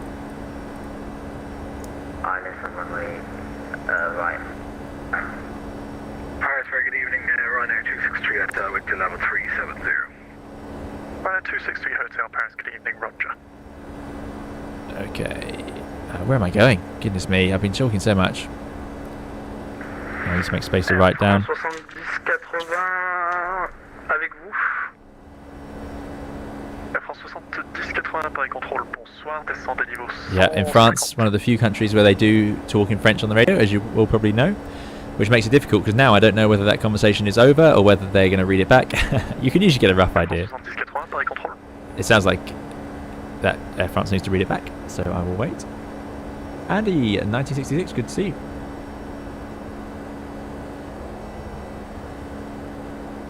Bravo Alpha Lima 4, speed 250 knots.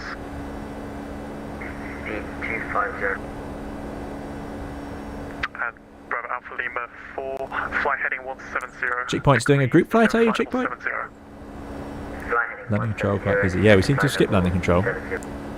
Let's go to terrain. I like terrain. If there's no weather in front of me, terrain's quite nice just to see what's going on in terms of where the water is and so on. Let's bring up some airports. There we go, yeah, so we're definitely into France now. And it just flew Bristol to Manchester, excellent. Victor Tango, time for catering to bring you food. Takeaway pizza, yeah, that would be nice, that would be nice. I always get hungry about now, and you all start talking about food about now normally. Yes, I'm getting in trouble. I've got another message. 121. Yeah. We're going to have to start down soon, I think. Oh, I had so much to talk about. I've got something I do need to talk about. New merch. So if someone doesn't answer, sometimes you can be cheeky and step in. You can, as if you've just come onto the frequency, but you're supposed to wait. Paris, bonjour. Jet set 241, flight level 390 to Resmi.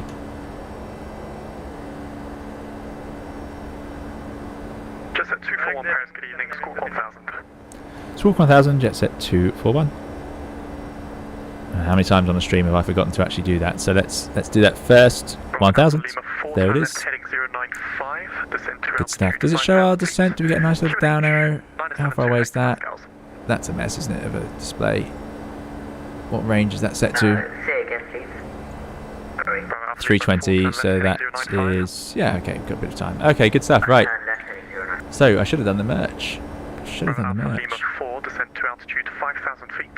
QNH, Right. 972 hectopascals. Descent to flight level 5. Chicken hell, yeah, exactly. 5,000 and then 972 QNH. Right.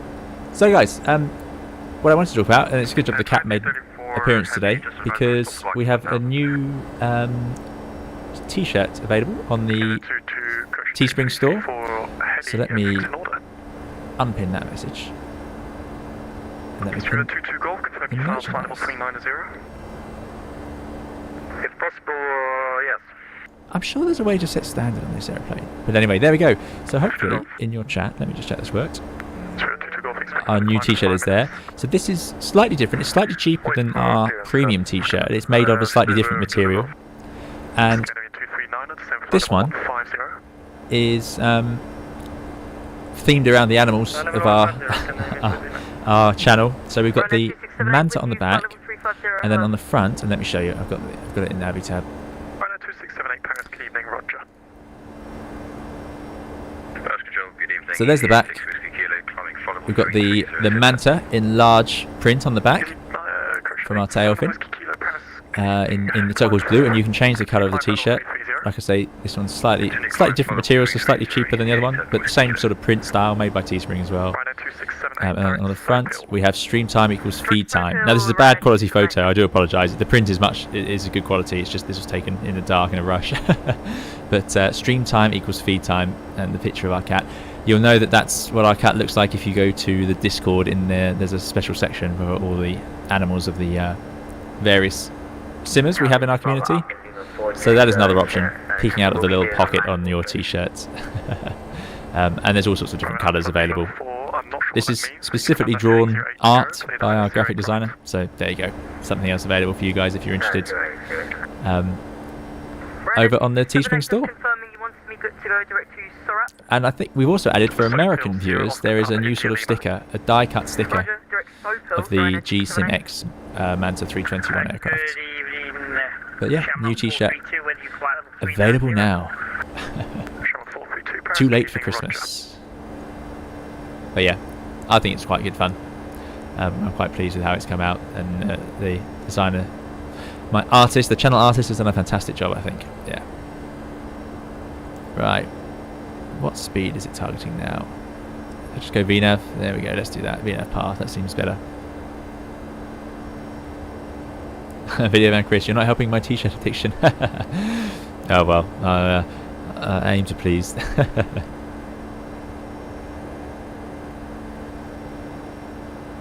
Raymond Noodles saw the takeoff earlier. I'm quite sure it's at 80 knots when they relieve the forward pressure. As soon as 738 pilot do it. How come it's 100 knots on Airbus that you release the forward pressure? Yeah, you know, I couldn't give you a reason. It'll just be down to the designers. I don't think that 20 knots makes...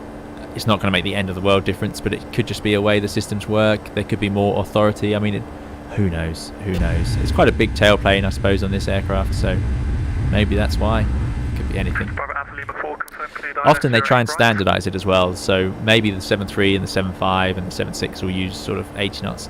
For example, in the Airbus, sometimes SOPs change, and it's because of, say, the 350, and now they want to get everything in line with the 350. That's quite common.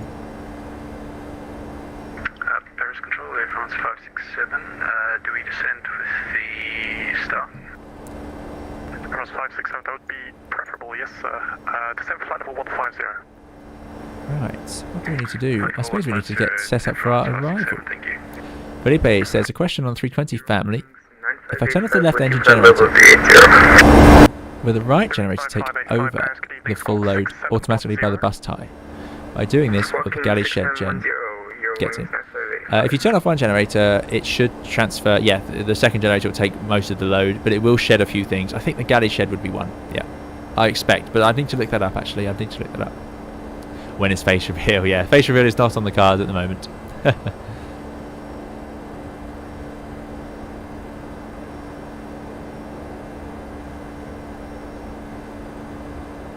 Jono Stroud just completed replicating your video on the go-around procedure in the 321.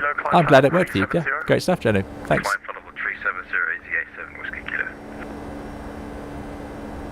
Yeah, sorry about that audio. That wasn't me. That was the someone transmitting in VATSIM. What's your favourite plane? Good question. 75 is definitely up there. 380 would be up there. We'll talk about that again. Report. Wow, this controller's not messing around. So those would be, in terms of airliners, F-14, definitely one of my favourite fighter jets, which is why I'm enjoying that in DCS, and I will certainly stream that again. But there's just so many great airplanes out there, aren't there? So you can just show me one and I'll probably go, oh yeah, that's really good. I like the TriStar, I think that's a cool design, the Lockheed TriStar, old airplane now. DC-10 as well, it's just quite fun having your third engine, why not? Blame the cats, yes. That's alright, Felipe, still trying to get around the Airbus electrical system. Yep, me too. So much to learn, so many things. Okay, right, I have loads of things I need to talk about. So as I said, the long haul stream is on the way, no doubt about that. We're in the final stages of preparing that, so I just need to pick a day where I am available to stream and not going to get unstuck because of rest and so on, as I said earlier. What else have we got? So we left Bristol, we're going to Geneva obviously.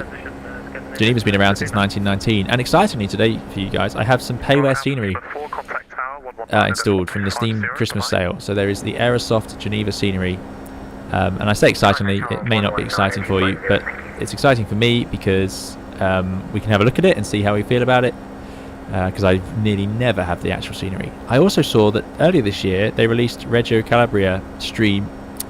I did a stream there, and now they've released payware scenery, or they had already released, and I totally missed it, so that's a shame.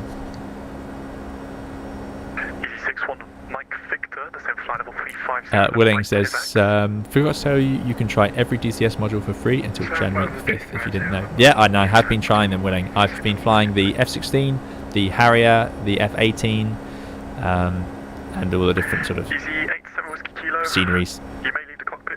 Can you show the cabin, please, says Antonio. I can indeed. Is he going to let us out? No, it's not. No, hold on. We're going to have to unlock the door. Just confirming my apologies. Do you have any squawk code for us? United 2334, no need for a new squawk. Copy. Here we go. So yeah, full cabin in the flight factor. It's hard to justify purchasing X-plane scenery. Yeah, it is. I'll definitely use Geneva for a few different things. Here's the cabin. Old style cabin, smaller overhead lockers in the 757. If you ever fly on one these days, you'll notice that straight away. These much smaller overhead bins. Little screens, so this is obviously fitted out for long haul flying. I'm sure the Air 2000 757s did not include TV screens. But there we go, yeah. Full cabin. Little service panels for everyone. No middle sort of galley or curtain. Oh no, there is one. Is that a galley? You can hear all the passengers sort of talking. A bit of a strange feeling when you can't see any of them. Slightly creepy.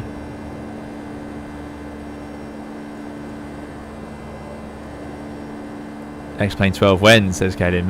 Yeah, indeed. When is it coming? I've heard nothing about it. Can't get into the toilets on this airplane, sadly. Ah, that's a shame. Nicely modelled door handles and transfers and things, though. Nope. Oh, absolutely nothing. Not even a a door. How interesting. What a strange glitch. Let's not break the sim. That would not end the stream well. I haven't seen the rear galley on this plane. Let's go have a look. I sat in row 24F. Jetstar 241, report back number. Yeah, right at the back. Let's go have a look. I like the light coming on the seats. That's nice. Jetstar 241, report back number. S7C, do you fly a lot in real life at the moment? Not a lot. Not a lot at the moment, for obvious reasons, but I'm hoping that will change soon. I really hope so. Paris. Oh, have I missed that all this time? Jetset 241, go ahead.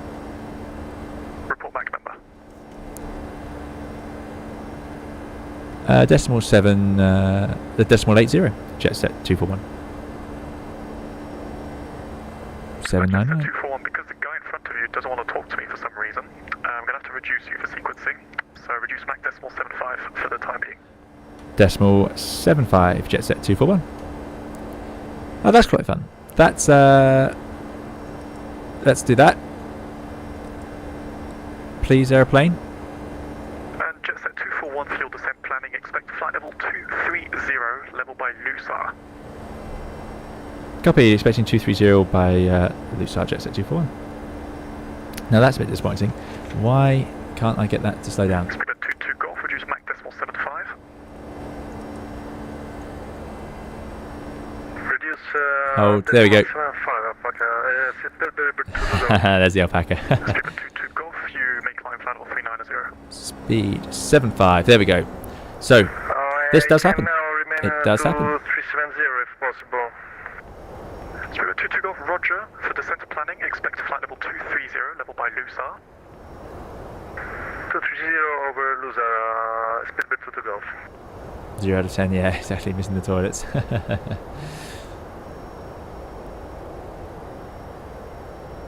James Monks enjoys the AGS 37. Yeah, I haven't used that. I have not used that. I have to give that one a go. 14 arrivals into Geneva, so we might get some holding this evening. Yeah, well, that's not good. But we do. My extra ton of fuel will become useful. Now we've been told 370 at Lusar, 230. This has above 200. Let's put in 230. Does that work? Oh no. Happy New Year. Your rings 9585, contact That didn't work. 127.220, bye-bye. Please, airplane, do not descend. 127.220, your wings 99585. And Paris 260. There we go. That's interesting. You've got to type in the whole thing in there. Airbus, you wouldn't. 320 November, when ready, descend flight level 230. So it should start to get. Wind rate descend flight level 230 level. We want 230 by Lusar. There's our top of descent marker. So we got that planned in. Excellent. That's quite common.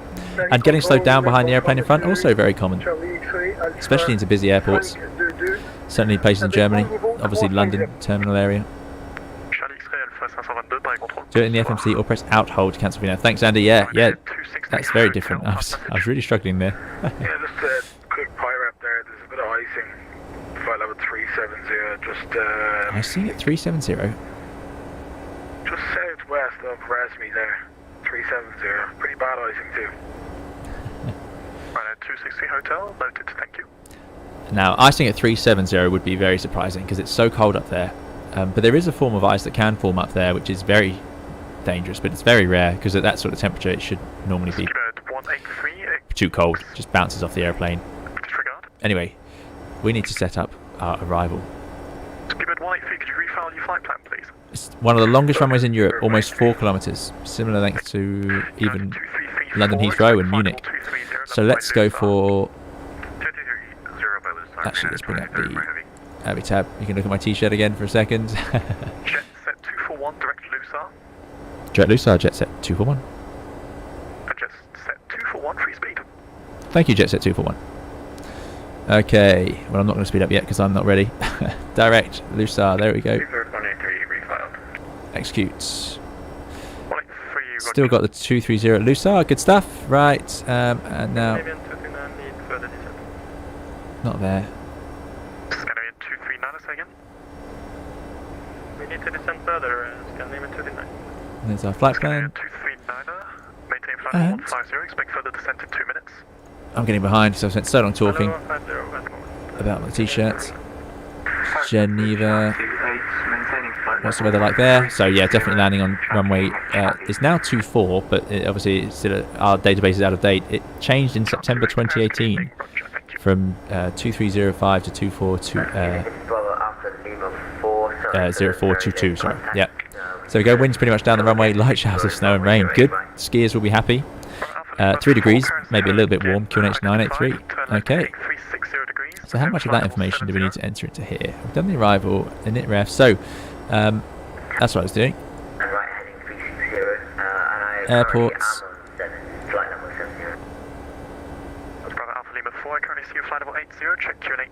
Good, just checking the airplane does turn back towards Lusar. Yeah, so really long runway. We're landing on the southwesterly 22 now. So let's go for 25. I mean, these are pretty low speeds. Let's go for 20. Let's go for flaps 20. 3,900 meters. RS 109.9. Let's tune that in. Do not forget that. 109.9. Course 225. So the reason it's changed its direction is because the magnetic North Pole is constantly moving. So these figures are all magnetic. True would be based on the true North Pole. Magnetic is based on the magnetic, because we're basing this off compasses usually. So yeah, it's actually changed, and it's just crossed over from being nearer to 2.3 to now being nearer to 2.2. And the way the magnetic North Pole is moving, it doesn't move much, but every few years you'll see runways change, and then when you land on them, you'll see sort of scrubbed out numbers there.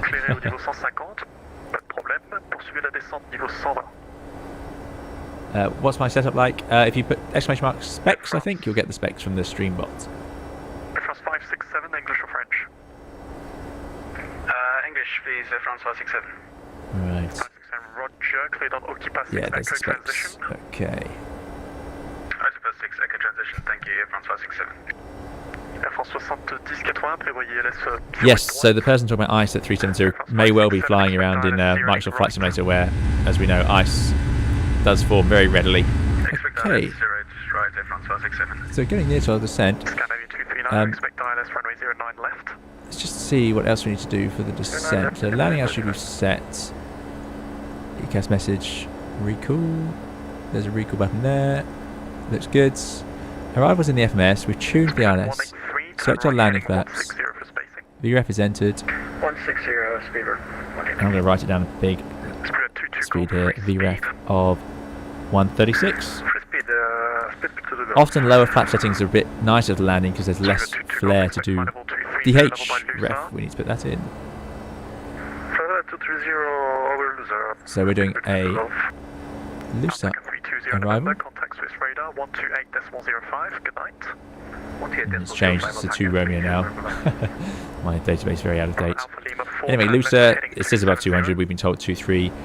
Now, importantly, coming via Lerco, then big ridge. These are the mountains here, MSA really high to the south. Obviously in Switzerland we're going. So what we're going to do is come in. We won't descend below 7,000 feet until we know it's safe to. So it's 5,100, 6,500. So 7,000 feet along here. Actually says above 8. Then we're going to head downwind and then be ready for air traffic to vector us in at any point onto this ILS here. So these little arrows like this just mean you go off into the infinite unless air traffic tell you to go right or they vector you.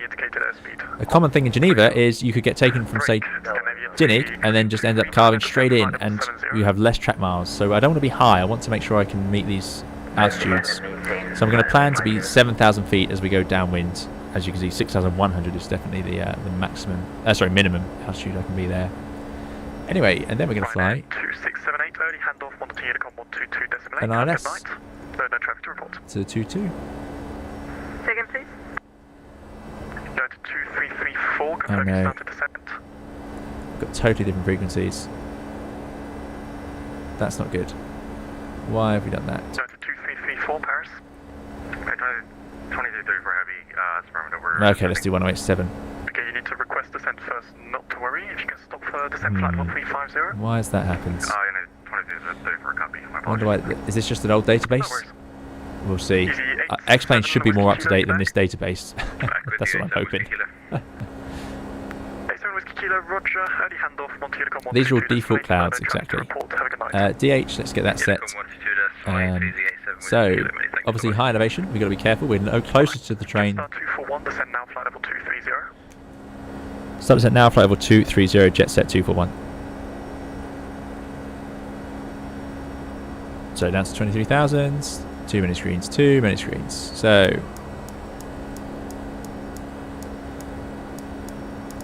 VNAV. Down we go. And hopefully that'll make loose our speed VNAV path. It's going to accelerate now back to its original planned speed for the descent, which was presumably up at 0.78. Anyway, 1565, but only 200 as a decision height, so we'll leave that at 200. That's all done.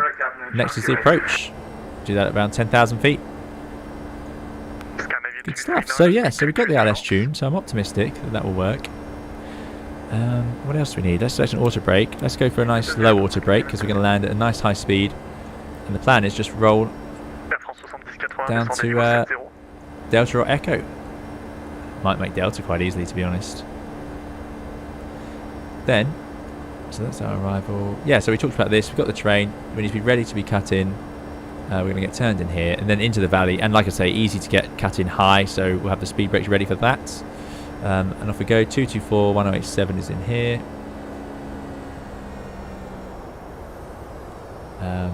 Great. There's our descent point. What's it doing now? Now it's started to slow down again. 150, not to worry. Descent flight level 130. Come on, plane descend. This controller is keeping track of everyone very carefully, and I don't want to be getting in trouble. Speed in our path. And now I should see, being a Boeing, we should see that level off perfectly at loose side, which it is. That's a great feature. I wish we had that on the Airbus. I think we have a little arrow, but I think that's a bit neater. Although it is quite reactive, whereas the Airbus one is quite good at, it just stays where it is. It seems to know magically quite well when you're level off. 432, direct beggar. Yeah, down the ILS, it's a normal 3-degree ILS, but a high platform altitude, 7,000 feet, as you can see. So 7,000 feet downwind and then onto the ILS. So the risk is, if they cut us in closer, then we need to be very careful that we have enough miles to get down. Elevation of 1,400 feet, so we're 1,400 feet closer to the runway than our altitude would suggest. Plus the fact we're going from a flight level down to an altitude with a very low QNH, so we're 1,000 feet lower than... Jetset 241 on conversion, report indicated airspeed. Wilco, Jetset 241. So what that means is, because we're flying in a Mach number still, we're descending at .75 Mach number. The controller wants us to report the indicated airspeed once we've converted. Now, for example, in the Airbus, I would know that I can look that up and just tell them straight away. Now, I don't know how to do that in this. Can anyone see it here? I can't. Init ref? No. It may well be hidden in here somewhere. I mean, it looks like it wants to do 280. Oh, there we go. Yeah, 280 knots. No, that's changing. I don't know then. Anyway, conversion to a airspeed will probably happen a bit lower down, not at 35,000 feet. Probably something like 270 knots.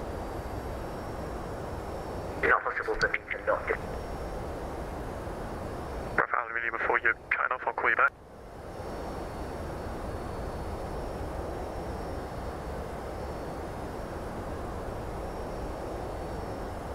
Daniel Jessup, no problem with the specs. Yep, it's a tough time to build computers, but yeah, it's quite an addicting thing to do when you do start.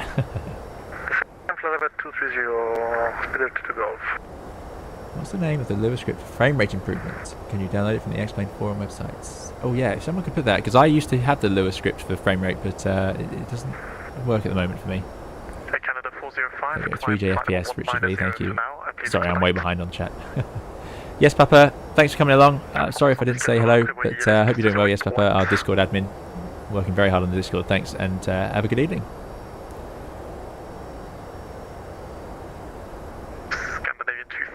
Turn left heading 110, cleared ILS 09. The systems on the Airbus are more automated, but there's plenty to learn. So the the flip side, I should say, of the Airbus compared to the Boeing in terms of difficulty is that whenever anything goes wrong in the Airbus, you need to, it affects so many systems, so you have to have a good understanding of that. And it's, I think it is a difficult airplane to learn in some respects. But it is a lovely place to sit and fly, that's for sure. Simon Clark, pleasure enjoying the video. That sim is busy today, Tesla Kayak. It is indeed. Tesla Kayak, I mean, where's Tesla Kayak in the queue? I've totally forgotten, sorry. Tesla Kayak's in one of the Speedbirds. But anyway, that's our arrival plan. Just at 241, I don't suppose you've got a prediction on your conversion? Jetset 241, we'll do 280 knots on conversion. Just at 241, roger. Let's just do that. 183 on conversion, speed 280 knots. Because we're at the front of the queue, so we're going to go to flight level change, 280 knots, and I'm going to hope... 280, speed bird 183. Thrust hold. Why is it going to thrust hold? I want idle thrust. And fingers crossed, that little... See, that wouldn't happen in the Airbus. The little arrow would stay where it is. Jetset 241, contact Swiss radar 128.05. Have a good night. 128.05, Jetset 241. Thanks, you too, mate. 128.05. Oh, you always choose. In the Airbus, you tune this radio and then swap it, but in this one, I should have done this radio. Anyway, Control jet set 241, descending flight level 230 to be level LUSAR 280 knots. Jet set 241, this radar hello identified. Cleared LUSAR 2 Romeo arrival runway 22. To LUSAR 2 Romeo, expecting runway 22. Jet set 241. Okay, that's fine. So there we go. That's still going to work. 230 at LUSAR at 280 knots. So we'll carry on with that. LUSAR 2 Romeo is what we planned. I know we've got the 1 Romeo. I'm hoping there's not too much difference. Lerco, Dinig, yeah, there we go, and then downwind as expected. Right, auto brake, yeah, we've gone for a nice low auto brake. I think we're pretty much ready to go.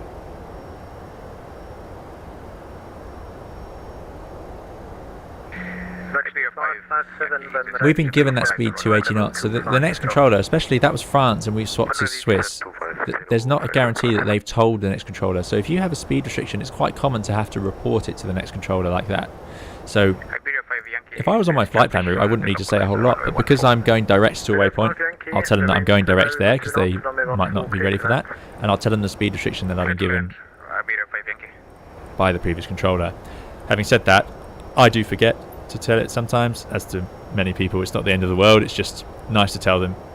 And if they think you're speed controlled, for example, they'll see that there's a sequence here, they often ask, you've got a speed? And you go, oh yeah, I meant to tell you. We're doing 280 knots and we've been told to maintain it. Jet 241, descent flight level 160, proceed direct to Lerco. Descend flight level 160, direct Lerco, jet set 241. 160, fine, no problem.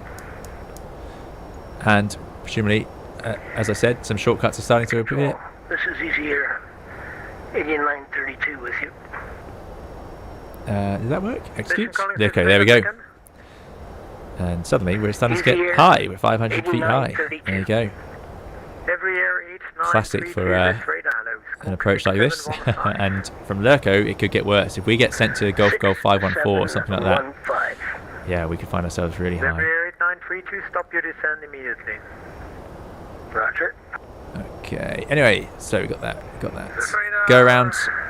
We're constrained by terrain here, so if we do go around, go straight ahead, 9.5 GVA, make that left turn very important, round 038, go and hold.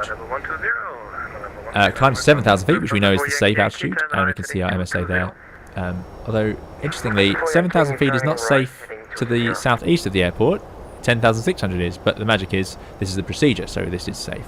Climb straight ahead, 224 GVA at 9.5, left turn, max 185 knots, minimum bank 125. So we're going to keep some flap out, keep the speed back, because if we accelerate too much, that turn radius will become too wide, we'll get too close to these hills. Remember, this is based on an engine failing, so this is all on single engine performance. To intercept and follow the 038 to CBY to SPR. Cool. So we've got a plan there as well. The controller is on top of things here, Time Walker. Absolutely. Yeah, they absolutely are. Leaf Ladderbrink says, hi 320, thanks for the material during 2020. I'm glad you enjoyed it. Thanks very much, Leaf, for coming to say so. I wish you a Merry Christmas and Happy New Year as well, Leaf. Thank you. 241, no speed restrictions. Free speed, jet set 241. Great, so that's good because if they keep slowing us down, we'd start to have trouble getting too high. Very good evening, Speedbird 2 to Golf. Now it is. Speedbird 2 to Golf, this radar hello, cleared LUSAR 2 Romeo arrival, expect speeding that path, don't know why it's spooling out. LUSAR 2 Romeo arrival for runway not really spooling out, not too bad. Great stuff.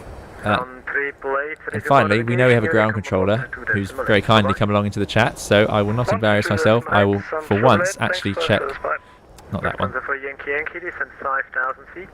parking chart. So I think we'd be down in Terminal 2, which is used for winter ski charters down here.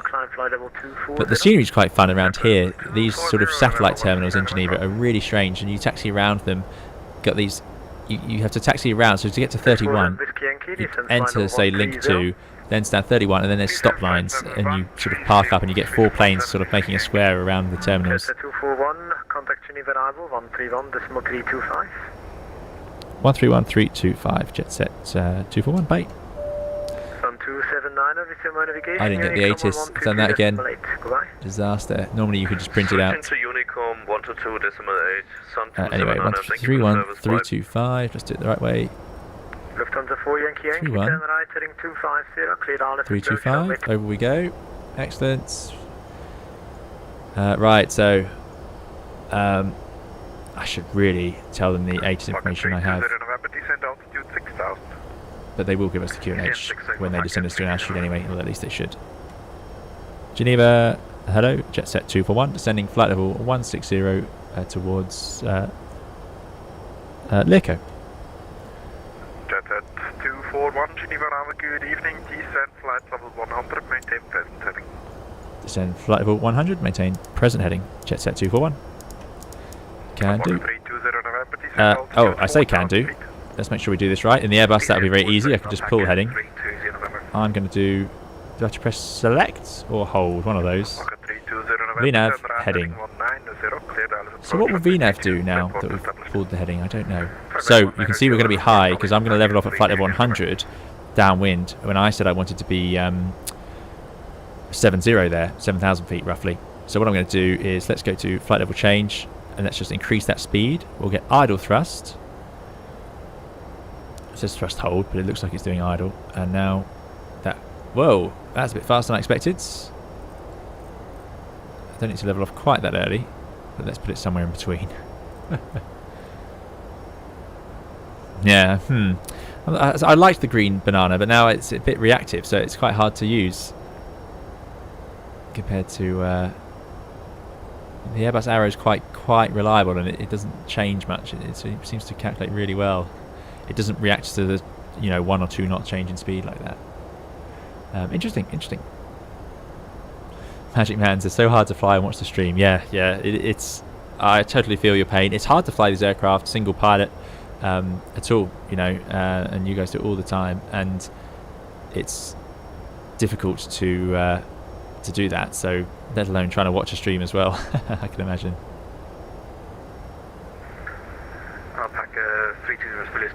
I must say, the checkpoint says I keep on top of things, including HC, but I do definitely miss calls quite regularly, or forget the clear level and have to ask again. I've done that a lot on streams. Can you fly the Concorde in VATSIM? I think you can fly the Concorde in VATSIM. I don't see why not. I'd love to do that, but I can't fly the Concorde. Okay, right, getting in towards the cloud. So something I'm thinking now is, because I'm going to enter cloud, I'm going to have to turn on the engine anti-ice soon. And if I turn on the engine anti-ice, that will mean the engines will probably have to increase their thrust a little bit, so we won't level off at quite the same place. We're also, at this rate, we're going to level off at flight level 100. Basically, I'm saying we're high, because we're going to level off at flight level 100 at 290 knots, pointing straight at the runway there, which is just no good. It's too fast. Too fast. So I need to get down. I want to level off and slow down here. So let's go to 300 knots. We've got no speed restriction. Temperature outside +2. Jet set 241, descent flight level 80. Descent flight level 80, jet set 241. Approach, good evening. 80. 1450, flight level 360, information Bravo.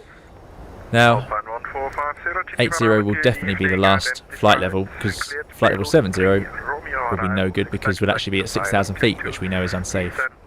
Right, entering the clouds. Where do they keep the anti-ice on this aeroplane?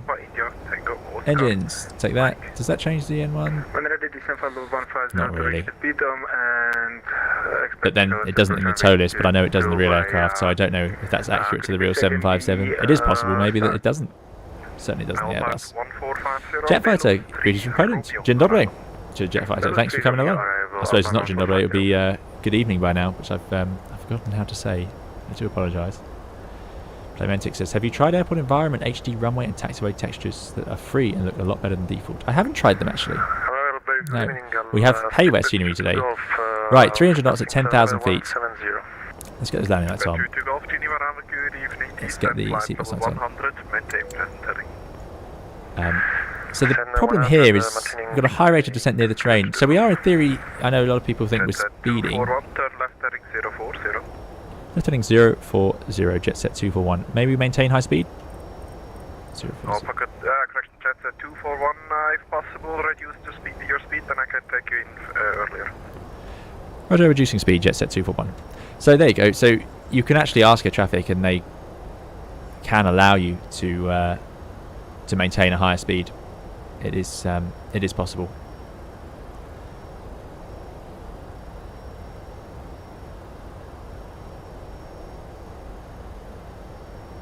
Right. Dobry Wieczór. 241, descend altitude 7,000 feet, QNH 984. Descend 7,000 feet, QNH 984. Jet set 241. Okay, 7,000 feet. QNH 984. I hope my simulator's updated enough. Wind it off. All the way down, 984.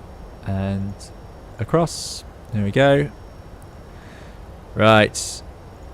So how are we looking compared to the runway? Yeah, okay. 250 knots now. We're 1,000 feet high, but soon we'll be at 7,000. Getting ready to turn in. No problem. Is there a speed limit in Europe below a certain altitude? Yeah, so in theory, below flight level 100, 250 knots is the speed limit. Jet set 241, turn right heading 220. Riding 220, jet set 241. So that is already an incept heading. So we're turning right. Slow down, please, airplane. Slow down. Which would help if I actually did this and wound the speed back. Let's do 200. And if I go to init ref, will it show me the different speeds? No. Let's look at the PFD for that. There's that hold. So 7,000 feet, slowing down. Okay. Back under control. I think that's armed.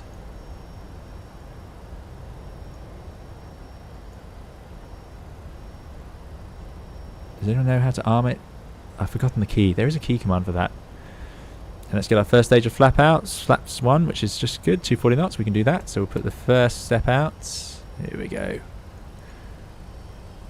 Right.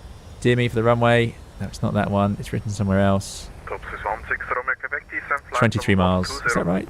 23 miles? Level 120, top speed No. 16 Romeo Quebec. That's not it. Oh, where's the dear me for the ILS written? Jet set 241, cleared ILS approach runway 22, report established. Cleared ILS 22, jet set 241.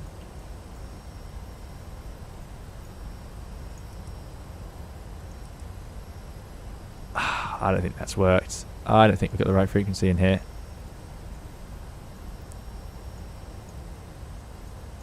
Speedbird 22 Golf. 1099. 040. Let's do 1099. Left. I've never had this 040. before. Nope, that's not worked. Jet set 241, you turned really fast. Turn left again 19, correction 200 for the intercept. Left 200 for the intercept, jet set 241. Geneva Tower, United 2334 with you at This isn't working at all. United 2334, heavy. 1087. Good evening. Come on, 1087. 150, maintain present heading. Why won't it let me arm? Down to 5,000 and confirming. Does anyone know why? There we go, approach. Ah, so it was fine. Shows you why you shouldn't just panic and start pressing things. There's localizer. DME 18, there we go. Now it starts to make sense. If I go to map, I lose that DME. Now I get it. Okay, let's go to approach. Keep it 193 on the frequency. Okay, let's 200 knots while we are 17 miles out. That's pretty reasonable. About to go on the glide slope. There it is. Got 7,000 feet for the go around already there. Checklist, right. Landing lights are on. Altimeters are on the QNH. Done the arrival. After landing is next. My goodness. Yeah, that's making me nervous there. I couldn't work out why it wasn't coming together. I was going to say we could manually fly it, which is my next step, but I had to know it had tuned correctly. Mistake there was that I didn't identify it audibly. So in the Airbus, you get used to just seeing it. It would just display the name. It would say it here, so you can use that as the ident. But in this case, what I should have done is listen to it. Does it work in X-Plane? Seabird 183 at flight level 160, given heading 120 and speed 240, expecting 22 ILS. Jet set 241, confirm established. Established ILS 22, jet set 241. Jet set 241, thank you very much. Tower 118.7, bye. 118.7, jet set 241, thanks, bye. Speedbird 22 Golf, turn right heading 160. Let's put out the next stage of flap. They're limited to 220, so we can do flap 5. Speedbird 183, and I'm going to slow down to that green F. Must remember to do the speeds myself because I do forget that. And we're going to 1187. I have to write these down because I go out my head and I'm trying to do all these things at once. Right, 1187, there we go. Because pilot flying wouldn't normally have to remember the radios as well. That's my excuse anyway. So struggling to slow down, you can see. Idle thrust, but still trickling below 200 knots. Geneva Tower, hello, Jetset 241, ILS 22 at 12 miles. Jetset 241, Geneva Tower, good evening. Wind 220 degrees, 11 knots, clear to land, runway 22. Thank you, clear to land, runway 22, Jetset 241. Good evening. Excellent, so we're already clear to land. They haven't given us any speed restriction. Here's the lake, so Lake Geneva is raised up, so it's not at sea level, so we can't. Normally over water you can expect your radio altimeter to match your altimeter, but it won't here because it's a raised lake. We're in the mountains. Anyway, let's slow down. Let's go back to that F. Can I put out some more flat? 210 and 190. Yeah, we can then. So let's go to flat 15 and 160 knots. Yeah, well 164. That's pretty reasonable for an approach. 9 miles out, and if I bring up the charts, I'm expecting to be 8 miles, 39.10. So, looking reasonable. 400 feet difference. But this is the localizer only. Let's hope this, yeah, I'm hoping the simulator is loaded in the correct weather. Bo Boy says I was scared in your place. Yeah, that was going to be an awkward one because I was completely in cloud and then I'd have to figure out how to do the go around in the 757, which I don't think I've done on the stream yet, and I hope I don't have to do it today, but anything's possible. Press 3 to arm it. Okay, there we go. Thanks very much. 3. Yeah, great. Thank you guys. Thanks Andy and Playmentic. What's the green F? Now I can't tell you the definition of what it is, but it's effectively like in the Airbus, I think, configuring speed. I think someone more knowledgeable in the chat will know. So 7 miles, let's not mess around. Starting to be visual. There's usually a big fountain out in Geneva, the jet of water that they have, which is really spectacular if you ever go to Geneva. Right, get down. You can start to hear that. Yeah, so this is nonsense. They must have changed the frequency as well, but luckily X-Plane is updated to work. But this is, I've got to get this updated. And we're going for a approach of 135. 135 please. Landing at flap 20. So next stage of flap is our landing flap. 3 different flap settings for landing. Yeah, that's quite impressive. Okay, good stuff. So the gear is out, the flap is out, speed brakes are armed, we've got the auto brakes. I think we're in a pretty good place. Normal looking pitch. Let's let that stabilize and trim itself out to do all the hard work for me. We're already clear to land. It's a bit of a approach shot. There we go. Oh yeah, I love the vapor effects in X-Plane coming up from the edge of the flaps. Very good. See quite a high angle of attack, or reasonably high. I suppose only just over 2.5. But anyway, that means there's a bit less to do when we flare than if we had more flap out. And we clear to land. So I don't think the scenery covers anything around here, but it does cover the actual airport. I'm using absolutely default X-Plane weather. Yeah. Okay.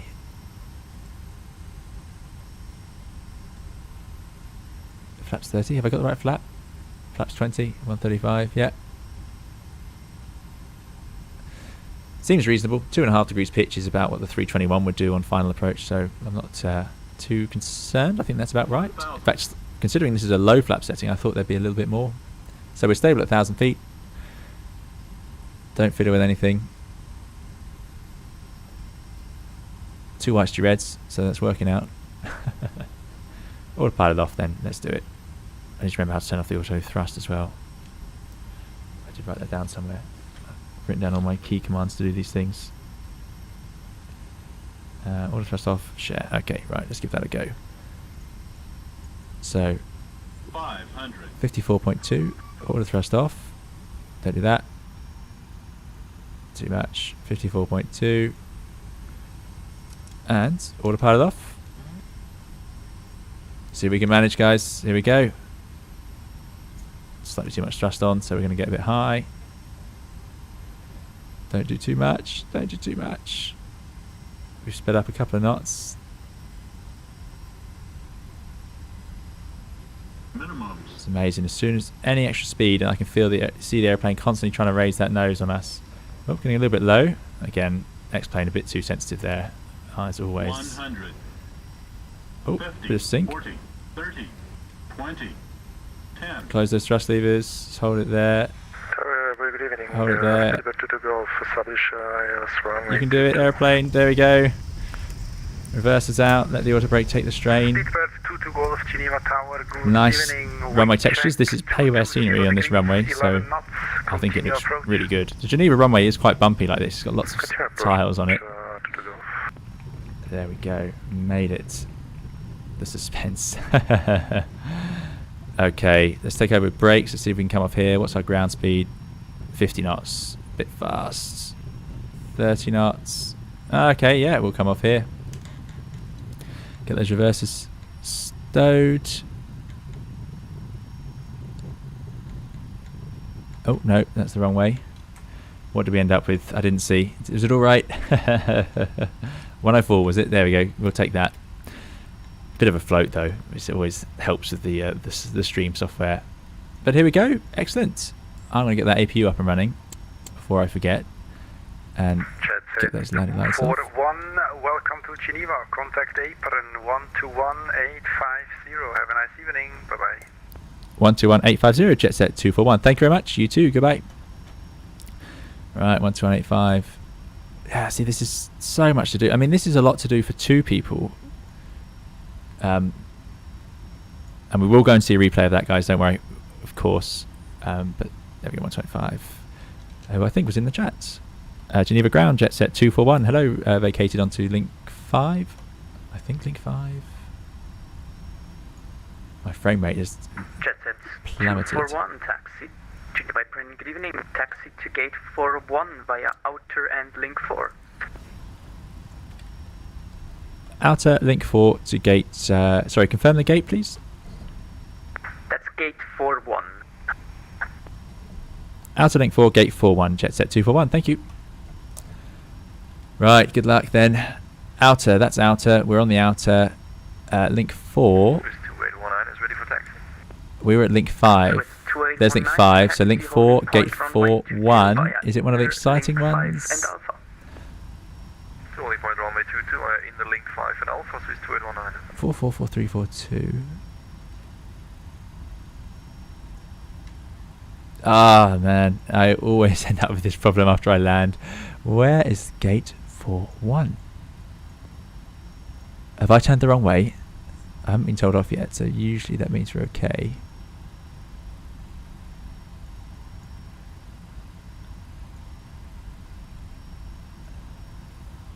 (4442) link 4. How have I managed to do this again? How can the one stand I'm looking for be missing? This happened in Frankfurt, and it was right in front of my eyes. Is it up here? No. We came off at Charlie, I think. We came off quite early. Who can spot link 4? I think it should be here. And ground apologies. Jetset 401. Can you Jetset 241? Can you confirm gate 41 is on the little terminal with 42, 44, and 43? That's correct. Thank you. Yeah. Okay. For some reason, it's not appearing on our charts, but let's hope the scenery has it. This scenery is pretty good. It has loads of extra details on it. So after landing checklist, let's get that done while we're sat here. Good evening. APU, GPU, we're on the APU. It's on the line. It's running. Yeah, exterior lights. Flap lever. Let's get those flaps up. And transponder can go to standby. Swiss Ambulance 91, I believe you have filed your flight plan wrong. Thank you very much, Time Walker. Very kind of you. Thanks for supporting the channel again, Time Walker, with 104. Not very kind. Another great stream. Knock 104 for the 104 landing. Well done. Thank you very much. I really appreciate it. Thank you, Time Walker, for supporting the channel and coming along to so many of our streams recently. And yeah, supporting us. Let's get those spoilers down. So, Swiss Ambulance 911. There's a Speedbird 7-3. So we're going to be on this first little nodule here. Swiss Ambulance 911, you are cleared to Zurich via the My frame rate is Model really 4 suffering here. out of runway 22, And there's the rest of our flight arriving after us. Excellent. Squawk 6, Oh, I can see those white cushions. But yeah, Time Walker, very kind. Thank you, Time Walker. I really appreciate it. White straight off. 104, yeah, 104. We'll take that. 104 seems okay. Go on, go down. Speed brakes. Thank you. We don't need you. I wonder why it's not showing on the chart. Playmentic says, did you get your 3080 at release? Talking about my graphics card there. No, my graphics card came up by sheer chance. One day I was on one of the websites and it just became available, the one I was looking at. So I managed to just grab it. It was online. It wasn't available at first. It was sort of sitting around and it wouldn't let me add it to the basket, and then suddenly it just did, and I managed to order it. So I just got very lucky with the graphics card, I must admit. No, I don't see it. I think 41 is not depicted on the chart. No, it's very odd. My frame rate, I mean, normally the frame rate is a bit better than this. This is a little bit sad. 26 we're getting at the moment. Right, there's the Easy in the right livery. There's Speedbird. Wonder where that Speedbird... Did Speedbird 73 come with us? I think that's definitely a long haul. No, we haven't had a 777, so they must be going somewhere else. There's the Alpaca. Excellent. We're all going to be on the same terminal. I like that. Swiss and here's link 4. Contact tower on 118 right. and have a happy new year. Another thing Geneva Ground do is they'll give you the stop line, which I'll show you what I mean by that in a minute. Okay, left here on link 4. Lots of signs for that. Quite nice texturing on these. I like this way the sun reflects on these panels on the ground. Probably what's hurting my frame rate, but there we go. Lovely flight as always, says Video Man Chris. I'm glad, Video Man Chris. That's great. Yes, the plan is received.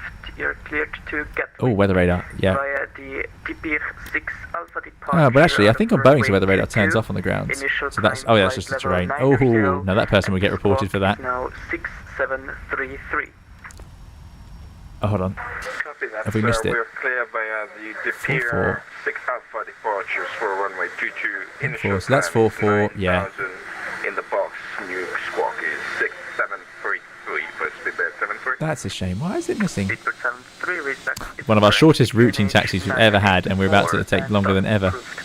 There's Speedbird 22 Golf behind us, excellent. Roger, sir. QNH is 90841. I think it's this one. 41. It should be 44, so we're coming down here, so right 44. Speedbird 22 Golf, Geneva Apron, good evening, taxi to gate 15. What is going on? So 44 on our right, next is 42. Gate 15 via link 4. So I think it's... Oh, I think we should have come off with it. I think it should be here. But we haven't got any stop lines or any markings for it. Oh, man. That one parks in that way, so I think it's back on ourselves. Geneva, hello, EG7286, information Charlie, oh man, what a mess. Clearance to Liverpool. I'm going to have to make this up a little bit. Do you think we can swing the airplane around on the spot? 6 Alpha departure out of runway 22. I think we can. Initial climb flight level 9. Seeing as it's just missing. 734.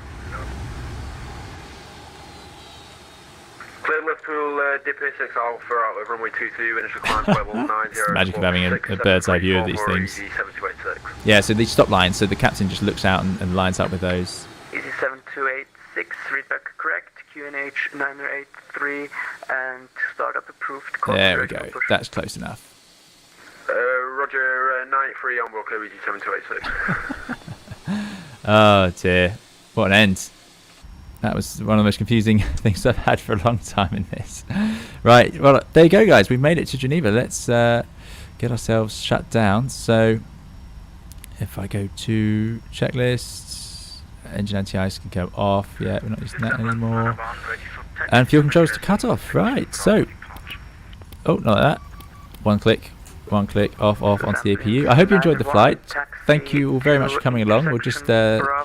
see if other arrivals coming. There's a few departures as well. Speedbird 22 Golf has made it. I hope you're all doing very well. Like I say, more tutorials and videos and streams to come on the channel. We did seem to get a ghost gate. 41 is missing in every sense of the words. But there we go. Right, guys. So thank you very much, and let's go and get ourselves onto the replay. So I'm just going to disconnect from VATSIM. Thank you very much to our VATSIM controller for today for the ground, and all of them have done a great job today. It's been really good. Let's disconnect. And into the magical replay mode. Ooh, that was a bit of a lag. That was concerning. That was very concerning. I'm sorry for that long taxiing. Hopeless. Absolutely hopeless. Okay, here we were on approach then. Doing quite well. Got lucky with that ILS working out. And we'll zoom down. Oof, that is very concerning. Hayden J. Robbins says, for a bonus point, guess how much the entire 787 program costs? Oh, goodness me, I have no idea. But you're very welcome to the stream. 787 must be a couple of 100 million, surely. Jeremy Mitchell, thanks for coming. I'm glad you enjoyed it. The Ghost Gate, yeah. 2 hours well spent. I'm glad you think so. It's great, and I really enjoy it, so thanks so much. It's been great to get back to it. We had a bit of a gap since our last airliner stream, but yeah, there'll be more to come very soon. Like I said, long haul stream also will be on the channel. I'm really excited for that. Okay, let's get ourselves over to the side of the runway. So I think this scenery is great, to be honest. And that 4-1 stand, it sounds like it isn't used normally, so it makes sense it's not really there. But yeah, they've done a nice job on the runway. Proper terminals put in there for Geneva. I just wish it did more of the scenery, a bit more of the Geneva town. I think for the price it was even on sale, I would like to see a bit more than just the terminal buildings. But still, there we go. That's my very brief review. So here we come in. So a bit too much sink rate here. So I go into a flare. There we go. But a bit too much. Float along a little bit. Still had plenty of touchdown zone left, so holding the nose up. Settling on the runway. There we go. Fantastic. Oh, I absolutely love the 757. I'm going to watch that once more just because I enjoy it too much. I still think these glide slopes are a little bit too sensitive in the last stage of the approach. But there we go. Ralph B, you're very welcome. Thanks for coming along. There is a bit of a float there, absolutely.